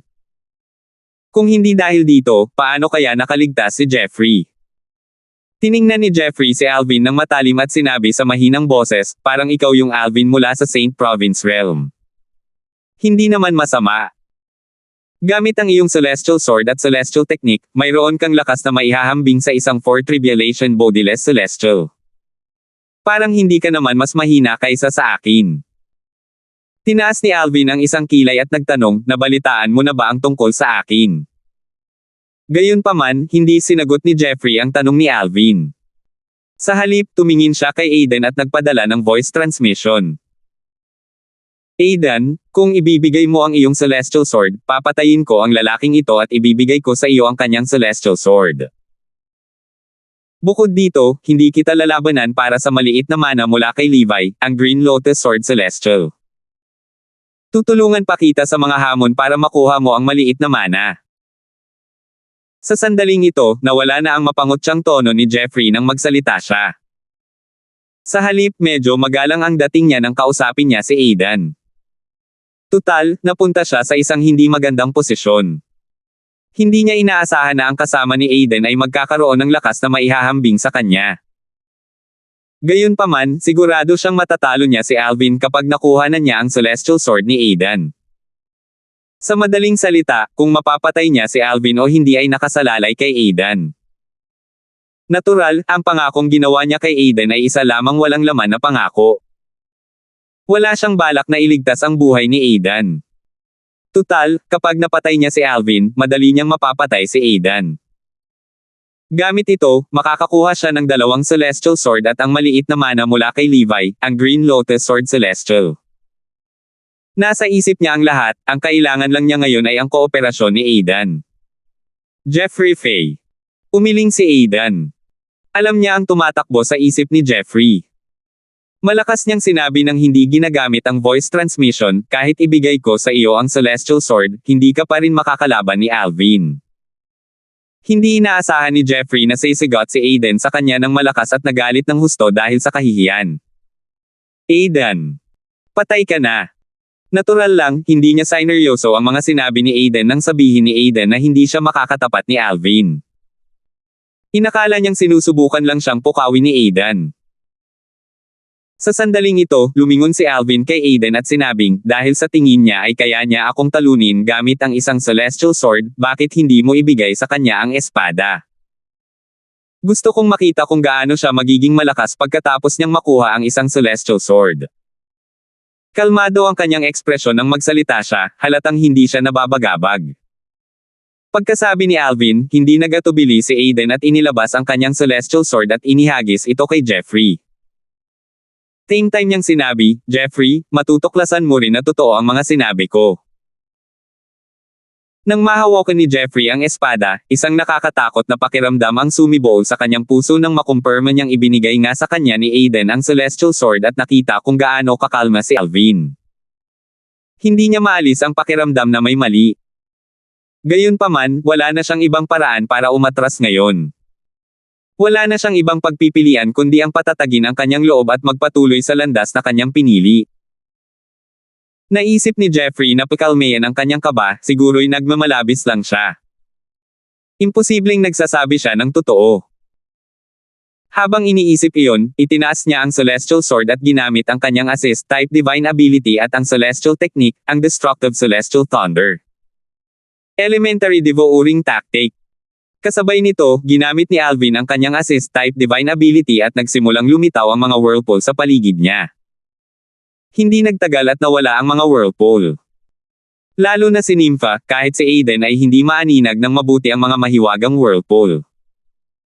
Sa kabilang banda, malinaw na nakita ni Jeffrey ang teknik na ginamit ni Alvin. Nakikita niya na ang Assist-type Divine Ability ni Alvin ay hindi mas mababa kaysa sa sarili niyang Assist-type Divine Ability. Gayunpaman, pagkaraan ng ilang sandali, natuklasan niya na ang kanyang Assist-type Divine Ability ay natatalo na sa Assist-type Divine Ability ni Alvin pagdating sa pagsipsip ng Heaven and Earth Spirit Energy sa paligid. Mabuti na lang at nakasipsip na siya ng sapat na enerhiya para ilunsad ang kanyang pag-atake. Naisip ni Jeffrey, gamit ang Celestial Supreme Treasure na ito, ang lakas ko ay maihahambing sa isang 5 Tribulation Bodiless Celestial. Kahit na ang Assist-type Divine Ability niya ay mas mataas kaysa sa akin, ang lakas niya ay kapantay lang ng lakas ko. 2,436. Maganda ang mundo ng imahinasyon, ngunit malupit ang realidad. Hindi nagtagal at natutunan ni Jeffrey ang kahulugan ng mga salitang ito. Mapanirang kulog na Celestial. Sa pagkakataong ito, ang lakas ng Celestial Technique ay mas malakas kaysa sa ginamit niya kanina. Maihahambing ito sa lakas ng isang 5 Tribulation Bodiless Celestial, isang antas na mas malakas kaysa sa kanyang nakaraang atake. Sining sa paghawak ng espada. Agad na pumutok ang espada sa kamay ni Alvin. Katulad ni Jeffrey, makikita na ang atake ay mas malakas kaysa sa nauna niyang atake matapos niyang itaas ang kanyang lakas gamit ang Assist-type Divine Ability, ang Elementary Devouring Technique. Gayunpaman, may pagkakaiba sa pagitan ng kanyang mga atake at ng kay Jeffrey. Ang lakas ng atake ni Jeffrey ay tila tumaas ng isang antas samantalang ang kanyang atake ay tila tumaas ng ilang antas. Boom! Boom! Kumikislap ang kidlat sa kalangitan bago tumama. Ang kapangyarihan nito ay mapangwasak. Sa sandaling ito, parehong nagsalpukan ang mga atake ni na Alvin at Jeffrey. Iba sa kanina, sa pagkakataong ito ay walang paghinto. Tutal, nagkaroon lamang ng isang paghinto kanina dahil sa pantay na lakas ng mga atake. Sa pagkakataong ito, ang Celestial Sword ni Alvin ay may dalang mas nakakatakot at mapanirang puwersa habang lumilipad ito palayo. Ang lakas nito ay malinaw na mas nakahihigit kumpara sa Destructive Celestial Thunder. Boom! Boom! Boom! Niyanig ng nakabibinging pagsabog ang lupa, isang shockwave ang humampas na parang bagyo. Sa harap ng atake ni Alvin, ang Destructive Celestial Thunder ay napakahina na parang isang dahon ng damo. Sa isang kisap mata lamang, madali itong napawalang bisa ng atake ni Alvin. Si Jeffrey, na ginamit ang lahat ng kanyang lakas upang gamitin ang Celestial Technique, ay samuka ng dugo nang mawala ng bisa ang kanyang atake. Ang lupa ay kinulayan ng nakasisilaw na pula dahil sa kanyang dugo. Ang kanyang mukha ay labis na namutla sa sandaling ito. Ang kanyang mga mata ay puno ng takot at kawalan ng paniniwala habang nakatingin kay Alvin. Nahihirapan niyang sinabi, paano ito nangyari? Ang aking lakas ay maihahambing sa isang 5 Tribulation Bodiless Celestial. Ngumisi si Aiden nang marinig ang mga salita ni Jeffrey. Walang pagmamadali niyang sinabi, kayang patayin ni Alvin ang isang tunay na 5 Tribulation Bodiless Celestial kung gugustuhin niya, lalo na ang isang Eminent Celestial na katulad mo na nagtataglay lamang ng lakas ng isang 5 Tribulation Bodiless. Paano mo maihahambing ang iyong sarili sa kanya? Ang eksena kung saan pinatay ni Alvin si Draco, isang 5 Tribulation Bodiless Celestial, ay malinaw pa rin sa isipan ni Aidan. Kaya naman, hindi siya nagulat na madaling natalo ni Alvin si Jeffrey. Ano? Imposible. Nanginginig sa takot ang katawan ni Jeffrey nang marinig niya ito. Hindi niya inaasahan na ang binata na nakasuot ng lila na nakatayo sa harap niya ay nagtataglay ng ganito kalakas na kalakas. Naisip niya sa sarili sa galit, Sus Mariosep. Sus Mariosep. Sino ang nagkalat ng balita tungkol sa kayamanang ito na nasa ranggo ng langit na naiwan ni Levi, ang Green Lotus Sword Celestial?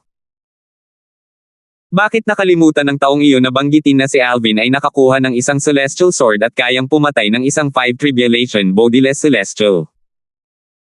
Sa sandaling ito, nawala na ang lahat ng kanyang motibasyon na lumaban matapos masaksihan ang lakas ni Alvin. Tinitigan ni Alvin si Jeffrey ng matalim at nagtanong sa mahinang boses, paano mo nalaman ang lugar na ito? Paano mo nalaman ang pangalan ko at taga Saint Province Realm ako? Kanino mo narinig ito? May kutob na siya kung sino ang salarin, ngunit gusto pa rin niya ng kumpirmasyon. Dati, mayabang na binaliwala ni Jeffrey ang tanong ni Alvin, ngunit sa sandaling ito, paano niya magagawang baliwalain si Alvin matapos masaksihan ang lakas nito? Dali-dali siyang sumagot ng hindi humihinga, hindi ako sigurado kung sino ang nagpasimula ng chismis. Gayunpaman, kumakalat na ang balita tungkol sa lokasyon ng Heaven Rank Treasure Vault na ito. Bukod dito, malawak na alam na ito ay naiwan ni Levi, ang Green Lotus Sword Celestial, mula sa Yanhuang Realm. Bukod doon, sinabi rin ng taong iyon na mayroong 3 tao sa Treasure Vault at bawat isa sa kanila ay nagtataglay ng Celestial Supreme Treasure. Ang mga taong ito ay sina Alvin at Nympha mula sa Saint Province Realm at Aiden mula sa Yanhuang Realm. Ibinunyag niya ang lahat ng alam niya, hindi siya nang ahas na itago ang anumang impormasyon. Nagbago ang ekspresyon ni Nympha nang sumigaw siya, si Luna siguro yun. Bukod sa kanya, walang nakakaalam ng pangalan ko at ni Brother Alvin. Luna. Sabi ni Aiden habang nagnalit ang mga ngipin habang ang kanyang katawan ay naglalabas ng intensyong pumatay. Kadalasan, siya ay matyaga at hindi mabilis magalit, ngunit hindi niya maiwasang makaramdam ng galit nang marinig niya na sadyang sinabotahe sila ni Luna pagkatapos umalis sa Heaven Rank Treasure Vault. Naisip niya sa sarili, gusto talaga ni Luna na mamatay tayo.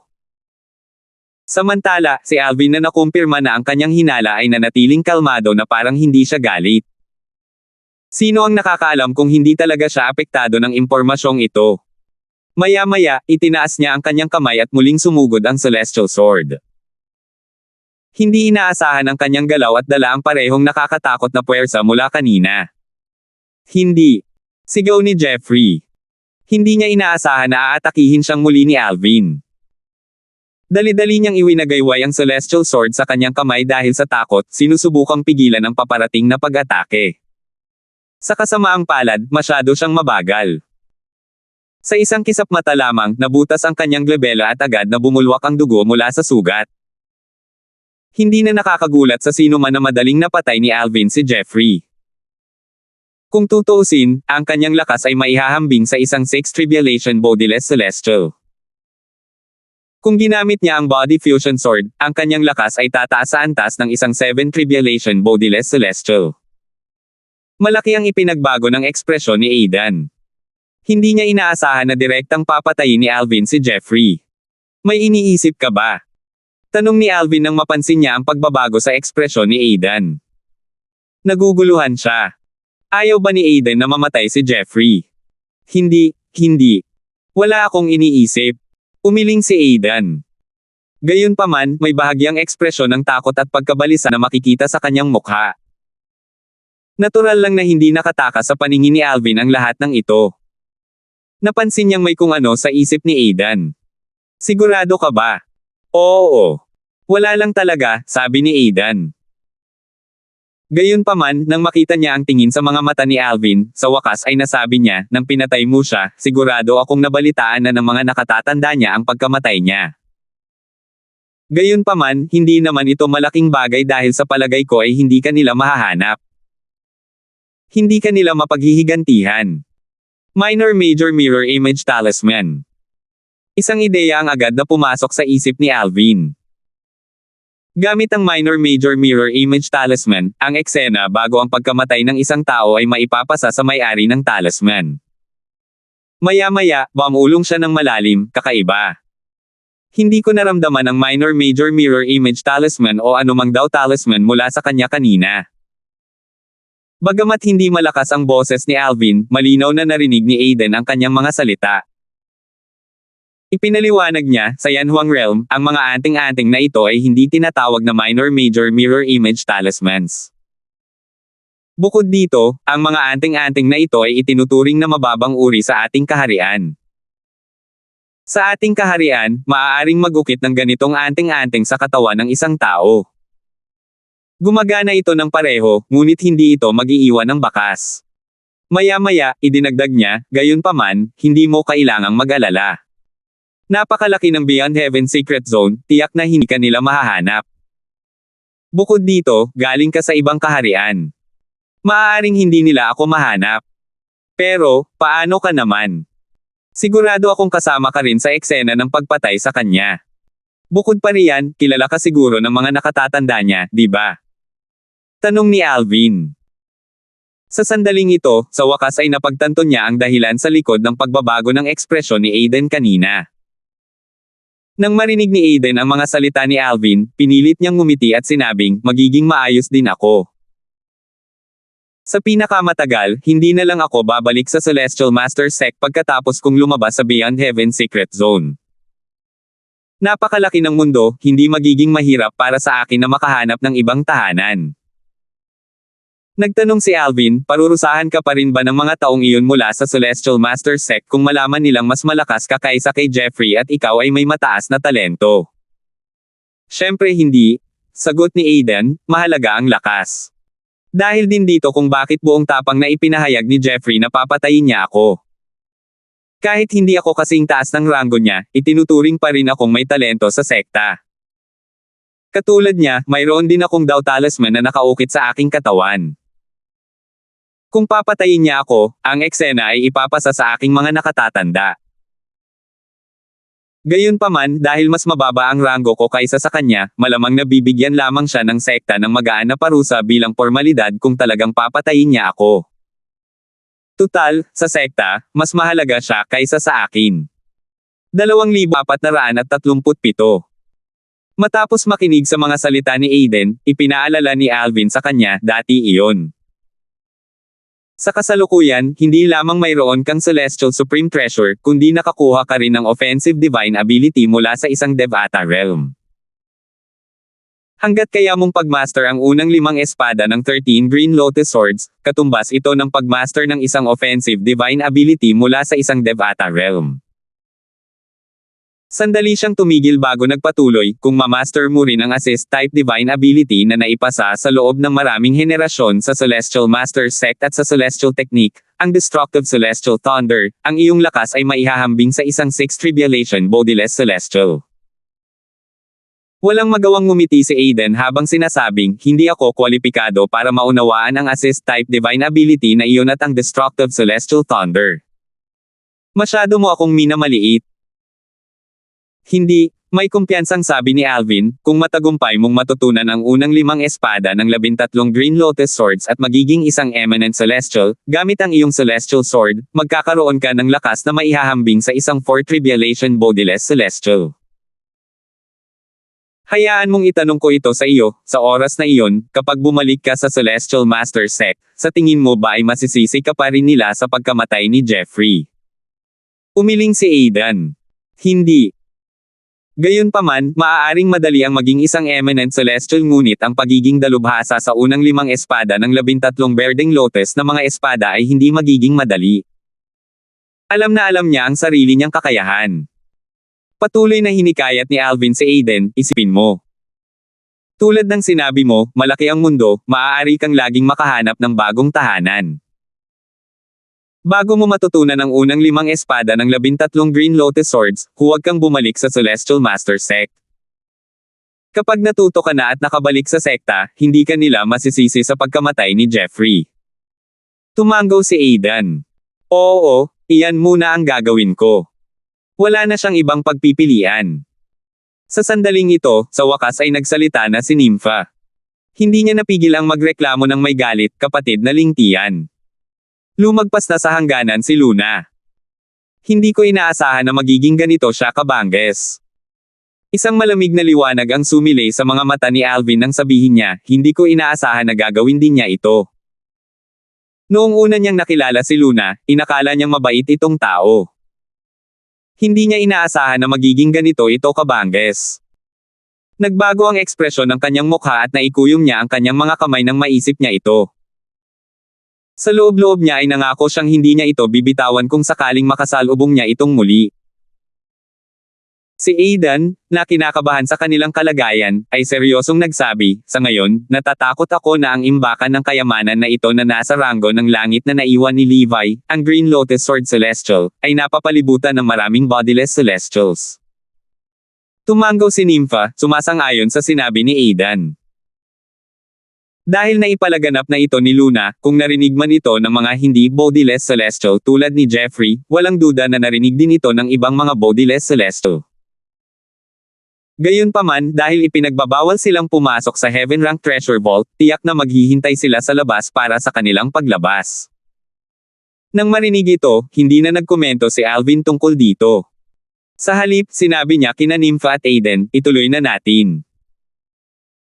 Dahil naisip ito ni Aiden at Nympha, natural lang na alam din ni Alvin na maraming bodiless celestials ang naghihintay sa labas para tambangan sila. Gayunpaman, wala siyang magagawa tungkol dito sa sandaling ito kaya mas mabuting ito ng pansin sa mga hamong darating. Ang kailangan niyang gawin ngayon ay palakasin ang kanyang lakas bago siya umalis sa Heaven Rank Treasure Vault para mapakinabangan ang kanyang pagkakataong mabuhay kapag hinarap niya ang mga bodiless celestials na parang isang grupo ng mga gutom na lobo. Tunay nga. Sa sandaling ito, parami ang mga taong nagtitipon sa labas ng Heaven Rank Treasure Vault. Karamihan sa mga taong ito ay mga bodiless celestial. Ang mga hindi bodiless celestial ay matagal nang nakapasok sa Heaven Rank Treasure Vault. Sa isang lugar sa lihim na sona ng higit pa sa langit. Swoosh! Swoosh! Swoosh! Isang hindi kilalang puwersa ang nagtipon sa hangin bago kumislap ang mga imahe sa hangin. Ang eksenang ipinapadala ay ang mga sandali bago ang pagkamatay ni Jeffrey at nang siya ay mapatay ni Alvin. Makikita na ang destructive celestial thunder na ginamit ni Jeffrey Faye ay napakalakas, ngunit hindi pa rin ito kayang magtagumpay laban sa atake ng binata na nakasuot ng lila. Sino ba talaga ang taong ito? Isa lamang siyang eminent celestial, ngunit taglay niya ang lakas na maihahambing sa isang 6 tribulation bodiless celestial. Bulong ng isang matandang lalaki sa sarili habang pinapanood ang pabago bagong eksena sa harap niya. Ang hitsura ng matandang lalaki ay medyo kahawig ni Jeffrey, lalo na ang kanilang mga ilong. Ang matandang lalaking ito ay lolo ni Jeffrey. Isa siya sa 2 tagapagtanggol ng Celestial Master Sect, si Jobert Zhang. Isa rin siya sa 3 pinakamalakas na tao sa sekta, na may ranggong mas mababa lamang sa isang 9 tribulation bodiless celestial. Sa Celestial Master Sect, ang pinakamakapangyarihang tao ay ang 9 tribulation bodiless celestial. Sa ibaba niya ay 3 8 tribulation bodiless celestials. Sa 3 8 tribulation bodiless celestials, isa sa kanila ang pinuno ng sect at ang 2 pa ay ang mga tagapagtanggol ng sect. Namumula ang mga mata ni Jobert habang matamang nakatitig sa binata na nakadamit lila. Nagngalit ang mga ngipin niya, wala akong pakialam kung sino ka. Dahil nang ahas kang patayin ang apo ko, tiyak na papatayin kita. Nagliliwanag ang kanyang katawan ng intensyong pumatay, at tila bumaba ng ilang degree ang temperatura sa paligid. Pagkaraan ng ilang sandali, bigla niyang nasabi nang mapansin niya ang isa pang tao sa mga imahe, mukhang pamilyar ang taong ito. Maya-maya, napagtanto niyang ang taong iyon ay isang disipulo rin mula sa Celestial Master Sect. Gulat niyang napasigaw, Aiden. Galit na naisip ni Jobert sa sarili, hindi lang siya nanatiling walang ginagawa habang pinapanood ang pagkamatay ng apo ko, pero parang kilala niya rin ang binata na nakasuot ng lila. Sa sandaling ito, nagsimulang lumaki ang galit na nararamdaman ni Jobert. Ang kanyang galit ay hindi na lamang kay Alvin nakatarget sa sandaling ito, kundi kay Aiden na rin. Sus Mariosep. Nakipagtulungan sa isang tagalabas at pumatay sa isang kapwa-disipulo. Aiden, isa kang makasalanan. Walang kapatawaran. Si Jobert ay isa sa mas malalakas na tao mula sa Celestial Master Sect na pumasok sa Beyond Heaven Secret Zone.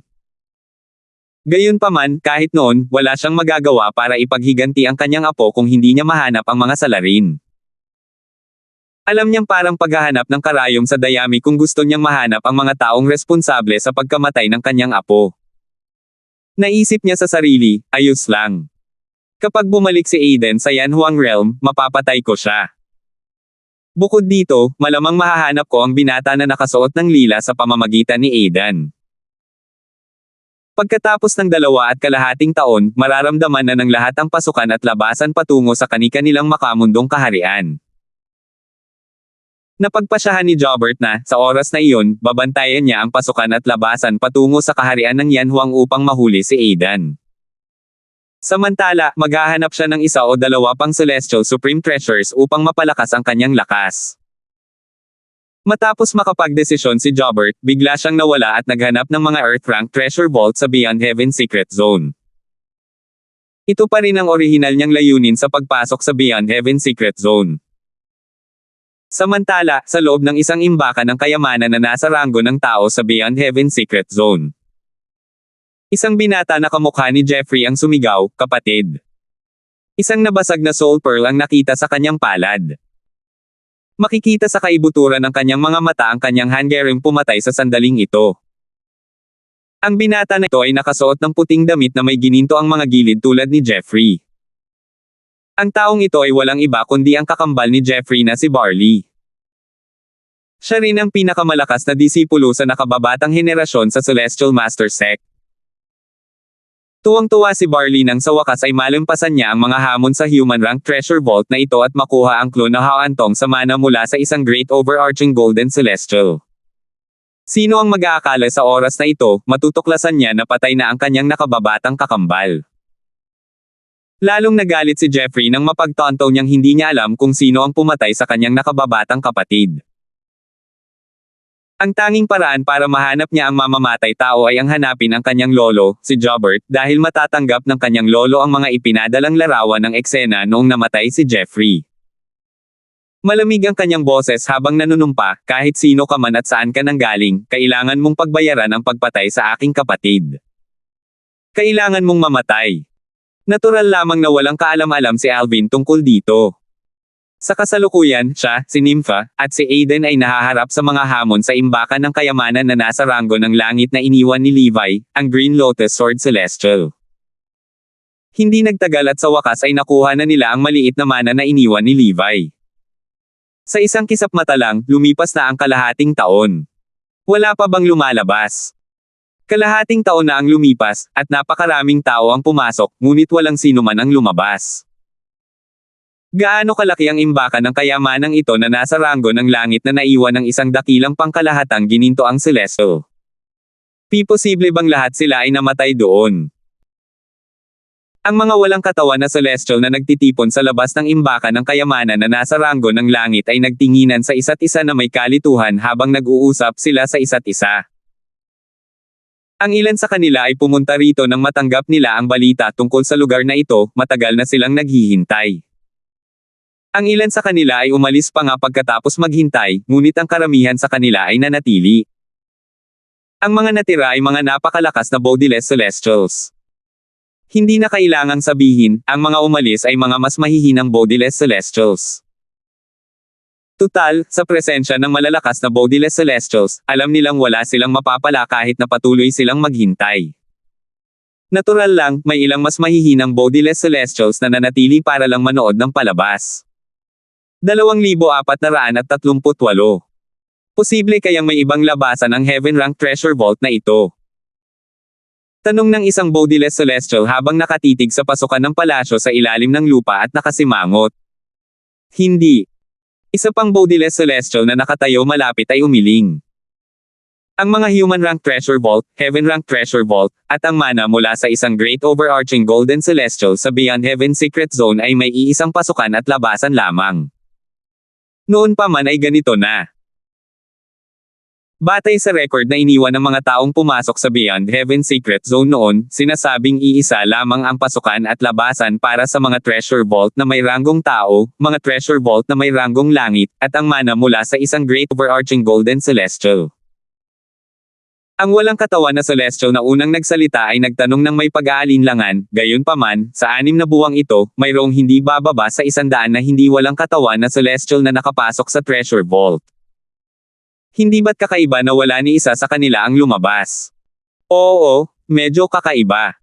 Gayunpaman, hindi ibig sabihin nito na may isa pang punto ng pasukan at labasan sa kayamanang nasa ranggo ng langit. Maya-maya, umiling siya at nagpatuloy sa pagsasabing, 2 posibilidad lang ang mayroon. Alinman sa lahat ng pumasok ay patay na o hindi pa lang sila nakakalabas.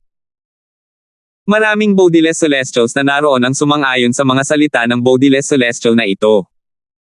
Natural lang, marami rin sa kanila ang nakaramdam ng hindi kasiyahan.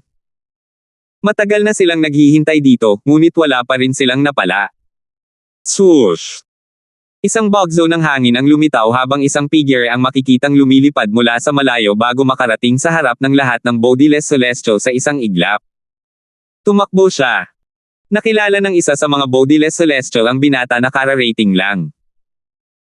Ang bodiless celestial na ito ay isang matandang lalaki na nakasuot ng simple at karaniwang damit. Dahil dito, mukhang hindi siya kapansin-pansin sa grupo ng mga bodiless celestial.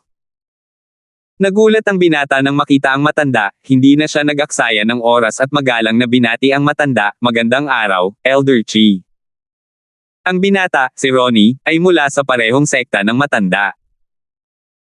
Gayunpaman, ilang araw pa lamang niya nakilala ang matanda bago ito unang pumasok sa Beyond Heaven Secret Zone. Nang panahong iyon, nalaman niya na ang matanda ay isang pambihirang 7 Tribulation bodiless celestial mula sa kanyang sekta. Bukod dito, sinasabing mas malakas pa ang matanda kaysa sa 7 Tribulation bodiless celestial na siyang pinuno ng grupo ng binata. Hindi niya talaga inaasahan na makikilala niya ang matandang ito rito. "Ronnie, pumunta ka ba rito dahil sa Heaven Rank Treasure Vault?" Tanong ng matanda kay Ronnie. Oo. Dali-daling tumango si Ronnie. Nakaramdam siya ng takot nang suriin niya ang kanyang paligid. Mayroong hindi bababa sa 50 hanggang 60 katao sa paligid, at karamihan sa kanila ay mga bodiless celestial. Tila ba binabantayan nila ang pasukan patungo sa Heaven Rank Treasure Vault. Bilang isang cultivator sa 9th form ng Saint Celestial Stage, natural lang na na-pressure siya sa presensya ng napakaraming bodiless celestial. 6 na buwan na akong naghihintay dito, sabi ng matanda kay Ronnie, hindi bababa sa 100 katao ang nakapasok sa Heaven Rank Treasure Vault sa panahong ito, at sa mga taong ito, marami ring eminent celestials, pero wala pang lumalabas. Sandaling tumigil ang matanda bago niya sinabi, "Pag-isipan mong mabuti bago ka magdesisyong pumasok sa Heaven Rank Treasure Vault." "Elder Chi, gusto kong pumasok sa Treasure Vault." Walang pag-aalinlangang sagot ni Ronnie. Sa sandaling makapasok siya sa Beyond Heaven Secret Zone, handa na siyang harapin ang lahat ng uri ng panganib. Tutal, walang kayamanan kung walang anumang panganib. Kailangan niyang makipagsapalaran kung gusto niyang makakuha ng Celestial Supreme Treasure, isang divine ability mula sa isang Devata realm o ang mana mula sa isang great overarching golden celestial. Hindi pinigilan ng matanda si Ronnie. Tutal, mayroon din siyang sariling makasariling motibo. Gusto niyang makita kung mayroong anumang uri ng panganib doon. Kung may mangyari kay Ronnie, malalaman niya ang sitwasyon sa loob. Tutal, mayroon siyang soul pearl ni Ronnie, at mayroon siyang daw talisman na katumbas ng mirror image daw talisman ni Ronnie. Elder Chi, aalis na ako, sabi ni Ronnie sa matanda.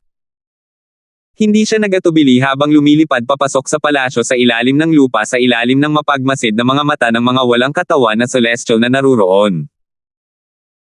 Pagkatapos makapasok si Ronnie sa Heaven Rank Treasure Vault, isa pang bodiless celestial ang nagtanong sa matandang lalaki, "Kuya, isa ba siyang junior mula sa sekta ninyo?" Oo. Bahagyang tumango ang matanda. Kaya, ibig sabihin ba nito ay nasa iyo ang kanyang soul pearl? Tanong ng isa pang bodiless celestial.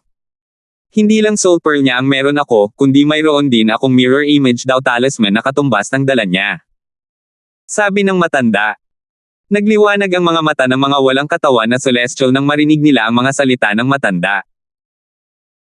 Tutal, alam nilang nangangahulugan ito na malalaman ng matanda kung ano ang nangyayari sa imbakan ng kayamanan na nasa ranggo ng langit. Pagkatapos magsalita ng matanda, itinaas ng matanda ang kanyang kamay nang lumitaw ang isang soul pearl sa kanyang kamay. Ang soul pearl na ito ay kay Ronnie na kakapasok lang sa palasyo sa ilalim ng lupa. Marami sa mga bodiless celestial ang naglipat ng kanilang atensyon sa soul pearl ni Ronnie. Sa loob lamang ng halos 10 paghinga, ang soul pearl sa kamay ng matanda ay biglang nabasag, na nagdulot ng takot sa puso ng maraming bodiless celestials. Patay na. Napakabilis niyang namatay. Wala pang 20 hininga ang nakapasok niya sa treasure vault, di ba? Iniisip ko kung anong panganib ang nagkukubli sa imbakan ng kayamanang ito na nasa antas langit. Gulat at hindi makapaniwala ang makikita sa mga mukha ng grupo ng mga bodiless celestial nang mabasag ang soul pearl. Tutal, kakapasok lang ng binata sa Heaven Rank Treasure Vault. Paano siya namatay ng ganoon kabilis? Dahil ang mga taong nakapasok sa Heaven Treasure Vault bago ito ay hindi ang mga junior mula sa kanilang sekta, natural lang na wala silang soul pearls ng mga taong iyon. Dahil dito, wala silang kaalam-alam kung buhay pa ang mga taong iyon o hindi. Wala silang kaalam-alam sa nangyayari sa loob. Gayunpaman, batay sa nabasag na soul pearl sa kamay ng matanda, tila lubhang mapanganib ang Heaven Rank Treasure Vault. Isang cultivator sa 9th form ng Saint Celestial Stage ang namatay sa loob ng 20 paghinga matapos makapasok sa Treasure Vault. Sa sandaling ito, maraming walang katawan na celestial ang humarap sa matandang lalaki at hinimok ito, "Kuya, tingnan natin kung paano siya namatay." Sa kabilang banda, isang ekspresyon ng pagkagulat ang makikita sa mukha ng matanda habang nakatingin sa nabasag na soul pearl. Bumulong siya sa sarili, napakabilis niyang namatay. Bagamat hindi niya inaasahan ang marami kay Ronnie, hindi pa rin niya inaasahan na mamamatay si Ronnie ng ganoon kabilis. Natural lang na mausisa siya kung paano namatay si Ronnie. Habang kumukuha siya ng mirror image daw talisman, naisip niya sa sarili, gusto kong makita kung namatay si Ronnie mula sa isa sa mga hamon sa treasure vault o kung may pumatay sa kanya. Pagkapunit-punit ng matanda sa daw talisman, isang mahiwagang puwersa ang lumitaw bago nito na ipabatid ang nangyari kay Ronnie. Ipinakita sa mirror image si Ronnie kasama ang 3 pang tao. May isang binata na nakasuot ng lila na nakaupo nang nakakross ang mga paa sa ere. Mabilis na gumagalaw sa kanyang katawan ang mga multo na may hawak na mga espada. Nakakaintindi ba siya ng isang divine ability?